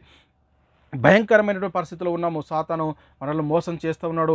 క్రీస్తు రాజా పట్టాభిషేకం అనేది జరిగిపోయింది. ప్రవచనం నెరవేరిపోయిన తర్వాత ఇంకా మనం మట్టలు పట్టుకొని రోడ్ల మీద తిరగాల్సినటువంటి అవసరం లేదు. ఎందుకంటే దేవుడు ఏదైతే జకరియా ప్రవక్త ద్వారా చెప్పాడో ఆ ప్రవచనం అనేది నెరవేరిపోయింది. నీ రాజు సాత్వికుడే, గాడిద భారవాహిక పశుపిల్లన చిన్న గాడిద పిల్లని ఎక్కి వస్తున్నాడని ఏదైతే సియోను కుమారి భయపడకుమా అని ప్రవచనం ఉందో ఆ ప్రవచనం అనేది నెరవేరిపోయిన తర్వాత ఇంకా నేడు మనం పరిశీలన చేస్తూ ఉంటే మట్టల ఆదివారం అని మట్టలు పట్టుకొని రోడ్ల మీద తిరుగుతూ ఉన్నది. ఇది అవసరమా? ప్రవచనం నెరవేరిపోయిన తర్వాత ఇంకేంటికంటే మనం చేయాల్సింది అవసరం లేదని మొదట మనము గ్రహించాలి ప్రియులారా. కాబట్టి యేసుక్రీస్తు వారు 3 లోకాల్లో అధికారం కలిగి ఉన్నాడు. సమస్తం తండ్రి క్రీస్తు పాదములకు కింద లోపరిచి ఉంచాడు. సమస్తంను క్రీస్తుకు అప్పగించాడు, తండ్రిని తప్ప. ఇది మనం గ్రహించుకోవాల్సింది ఏంటంటే 3 లోకాల్లో క్రీస్తుకు అధికారం అనుగ్రహించినటువంటి తండ్రిని తప్ప సమస్తము క్రీస్తుకు లోపరిచి ఉంచాడు అని మొట్టమొదట మనము గ్రహించుకోవాలి. కాబట్టి ప్రియులరా, ఇది చెప్పాల్సింది పోయి గాడిద గురించి చెప్తా ఉన్నారు కొంతమంది. నువ్వు కట్టబడిన గాడిదవా, విడవబడిన గాడిదవా, నిలువు గాడిదవా, అడ్డ గాడిదవా. గాడిద గురించి ఎందుకండి? యేసుక్రీస్తు ఆ రోజు గాడిద పిల్లని ఎక్కి రావడం ద్వారా మనకు వచ్చినటువంటి మహిమ ఏంటి, మనం పొందబోయేటటువంటి మహిమ ఏంటి అని అది చెప్పాలి కదండి. దేవుని రాజ్య పునఃస్థితి స్థాపన గురించి చెప్పాలి. క్రీస్తు రాజ్య పట్టాభిషేకం గురించి చెప్పాలి. క్రీస్తు రాజ్యంలో చేర్చబడిన వారి యొక్క మహిమేంటో దాని గురించి చెప్పాల్సింది పోయి నువ్వు కట్టబడిన గాడిదవా, విడవబడిన గాడిదవా, అడ్డ గాడిదవా, నిలువు గాడిదవా. ఈ గాడిద గురించి మనకెందుకండి? గాడిదని ఎక్కి రావడం ద్వారా జరిగినటువంటి ఆ మహా ఆనందము, ఆ రక్షణ గురించి చెప్పాలి. క్రీస్తు శిలువలో కార్చిన రక్తం ద్వారా మనకు వచ్చినటువంటి ఆ మహిమేంటి? అంధకార సంబంధమైన అధికారం నుండి విడిపింపబడి దేవుడు తను ప్రేమించిన తన కుమారుని యొక్క రాజ్య నివాసులుగా చేసడం లేఖనాలు చెప్తుంది. చూడండి ప్రియులారా, ఎంత అద్భుతం అండి, ఎంత అద్భుతం. ఒకసారి ఆలోచన చేయండి. కాబట్టి ప్రియులారా, యేసుక్రీస్తు వారు ఆనాడు యెరూషలేమునకు గాడిద పిల్ల మీద ఎందుకు ఎక్కి వచ్చాడు అని అంటే ప్రియులారా, ముఖ్యంగా మనం గమనించవలసింది ప్రవక్తల ప్రవచనము నెరవేర్చడానికి, అదేవిధంగా క్రీస్తు రాజ పట్టాభిషేకం అనేది జరిగింది. ఎప్పుడైతే యేసుక్రీస్తు మృతుల నుండి తిరిగి లేచాడో అప్పుడు దేవుని రాజ్యము భూమి మీద పునఃస్థితి స్థాపన అనేది జరిగింది అని మనం మొట్టమొదట గ్రహించుకోవాలి ప్రియులారా. కాబట్టి దేవుని రాజ్య పునఃస్థితి స్థాపన జరిగించడానికి యేసుక్రీస్తు వారు వచ్చారు. భూమి మీద తన రాజ్యాన్ని విస్తరింపజేసి పరలోకానికి వెళ్ళాడు. ఇప్పుడు దేవుని రాజ్యము అనేది భూమి మీద విస్తరించబడుతానే ఉంది. ఇప్పటికీ ఇంకా ఎవరైతే యేసుక్రీస్తు నామంలో బాప్తిసం పొందుతూ ఉన్నారో, యేసుక్రీస్తు దేవుని కుమారుడు, యేసుక్రీస్తు ప్రభువు, యేసుక్రీస్తు రక్షకుడు, యేసుక్రీస్తు ద్వారా పాపక్షమాపణ, రక్షణ, నిత్యజీవము, పరలోకము అని నమ్మి విశ్వసించి మారు మనసు పొంది పశ్చాత్తాపడి యేసుక్రీస్తు నామంలో బాప్తిసం తీసుకొని ఎవరైతే సంఘంలో చేర్చబడుతున్నారో వారు ఎక్కడ చేర్చబడుతున్నారంటే దేవుని రాజ్యంలో లేక క్రీస్తు రాజ్యంలో. భూమి మీద దేవుని రాజ్యం అనేది విస్తరించబడతా ఉంది. ఇంకా దేవుని రాజ్యంలో చేర్చబడతా ఉన్నారు. ఆ క్రీస్తు సంఘానికి శిరస్సు ఎవరై ఉండాలంటే క్రీస్తు అయి ఉండాలి. కాబట్టి క్రీస్తు చేసే ముఖ్యమైన మూలరే అపోస్తల ప్రవక్తలు వేసిన పునాది ఆత్మ యొక్క నియమము, పరిశుద్ధులకు ఒకేసారి అప్పగింపబడిన బోధ. ఈ రాజ్యంలో ఉన్నటువంటి వారికి ఆజ్ఞ చట్టము ఇదే. ఏమర్థమైంది? మన చట్టం ఏది? ఒక రాజ్యానికి రాజు, ఒక రాజ్యముకు ఉండాల్సినటువంటి అనుకూల పరిస్థితులు ఏంటంటే ఆ రాజ్యానికి రాజు కావాలి, ఆ రాజ్యానికి ప్రజలు కావాలి, ఆ రాజ్యానికి ఒక చట్టం కావాలి, ఆ రాజ్యానికి భూభాగం అనేది కావాలి. ఈ 4 కావాలి. కాబట్టి ప్రియులారు, ఇప్పుడు మనము క్రీస్తు రాజ్యంలో లేక దేవుని రాజ్యంలో ఉండాలంటే మనకు రాజు ఎవరు అంటే యేసుక్రీస్తు. ప్రజలెవరము అంటే ఎవరైతే యేసుక్రీస్తు నామములో బాప్తిసం తీసుకొని సంఘంలో చేర్చబడుతున్నామో వాళ్ళు ప్రజలు. మరి వారికి ఆజ్ఞ ఏంటి? క్రీస్తు చేసే ముఖ్యమైన మూలరాయి అపోస్తల ప్రవక్తలు వేసిన పునాది ఆత్మ యొక్క నియమం, పరిశుద్ధులకు ఒకేసారి అప్పగింపబడిన బోధ, భూభాగము, ఈ ఆరిన నేల అనేది మనం మొట్టమొదట గ్రహిస్తే ప్రియులారా, దేవుని రాజ్యము భూమి మీద పునఃస్థితి స్థాపన జరిగించబడ్డది. అందులోనే మనం ఉన్నాము. ఇంకా మనం నేరుగా ఇంకా మళ్ళీ భవిష్యత్తులో క్రీస్తు రాజ్యం వచ్చేది లేదు. ఆల్రెడీ వచ్చింది. ఇంకా నీ రాజ్యం వచ్చునుగా కానీ ప్రార్థన చేయాల్సిన అవసరం లేదు. యేసు రాజుగా వచ్చున్నాడు అనే పాటలు పాడాల్సిన అవసరం లేదు. ఎందుకంటే ఆల్రెడీ స్థాపించబడింది. నువ్వు అలా చేస్తే దేవుని శోధించినట్టయితే నువ్వు దేవుని రాజ్యంలో లేవు. నువ్వు ఒప్పుకోవట్లేదు నేను దేవుని రాజ్యంలో లేను అని.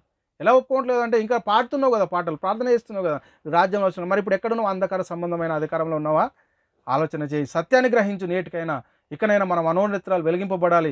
కాబట్టి పిల్లల యేసుక్రీస్తు వారు నాడు యెరూషలేమునకు గాడిద పిల్లని ఎందుకు ఎక్కి వచ్చాడు అంటే ప్రవక్తల ప్రవచనాలు నెరవేర్చడానికి క్రీస్తురాజ్య పట్టాభిషేకం జరిగింది. దేవుని రాజ్యాన్ని భూమి మీద ఆయన పునఃస్థితి స్థాపన జావించాడు. ఆ రాజ్యంలో మనం ఉన్నాము.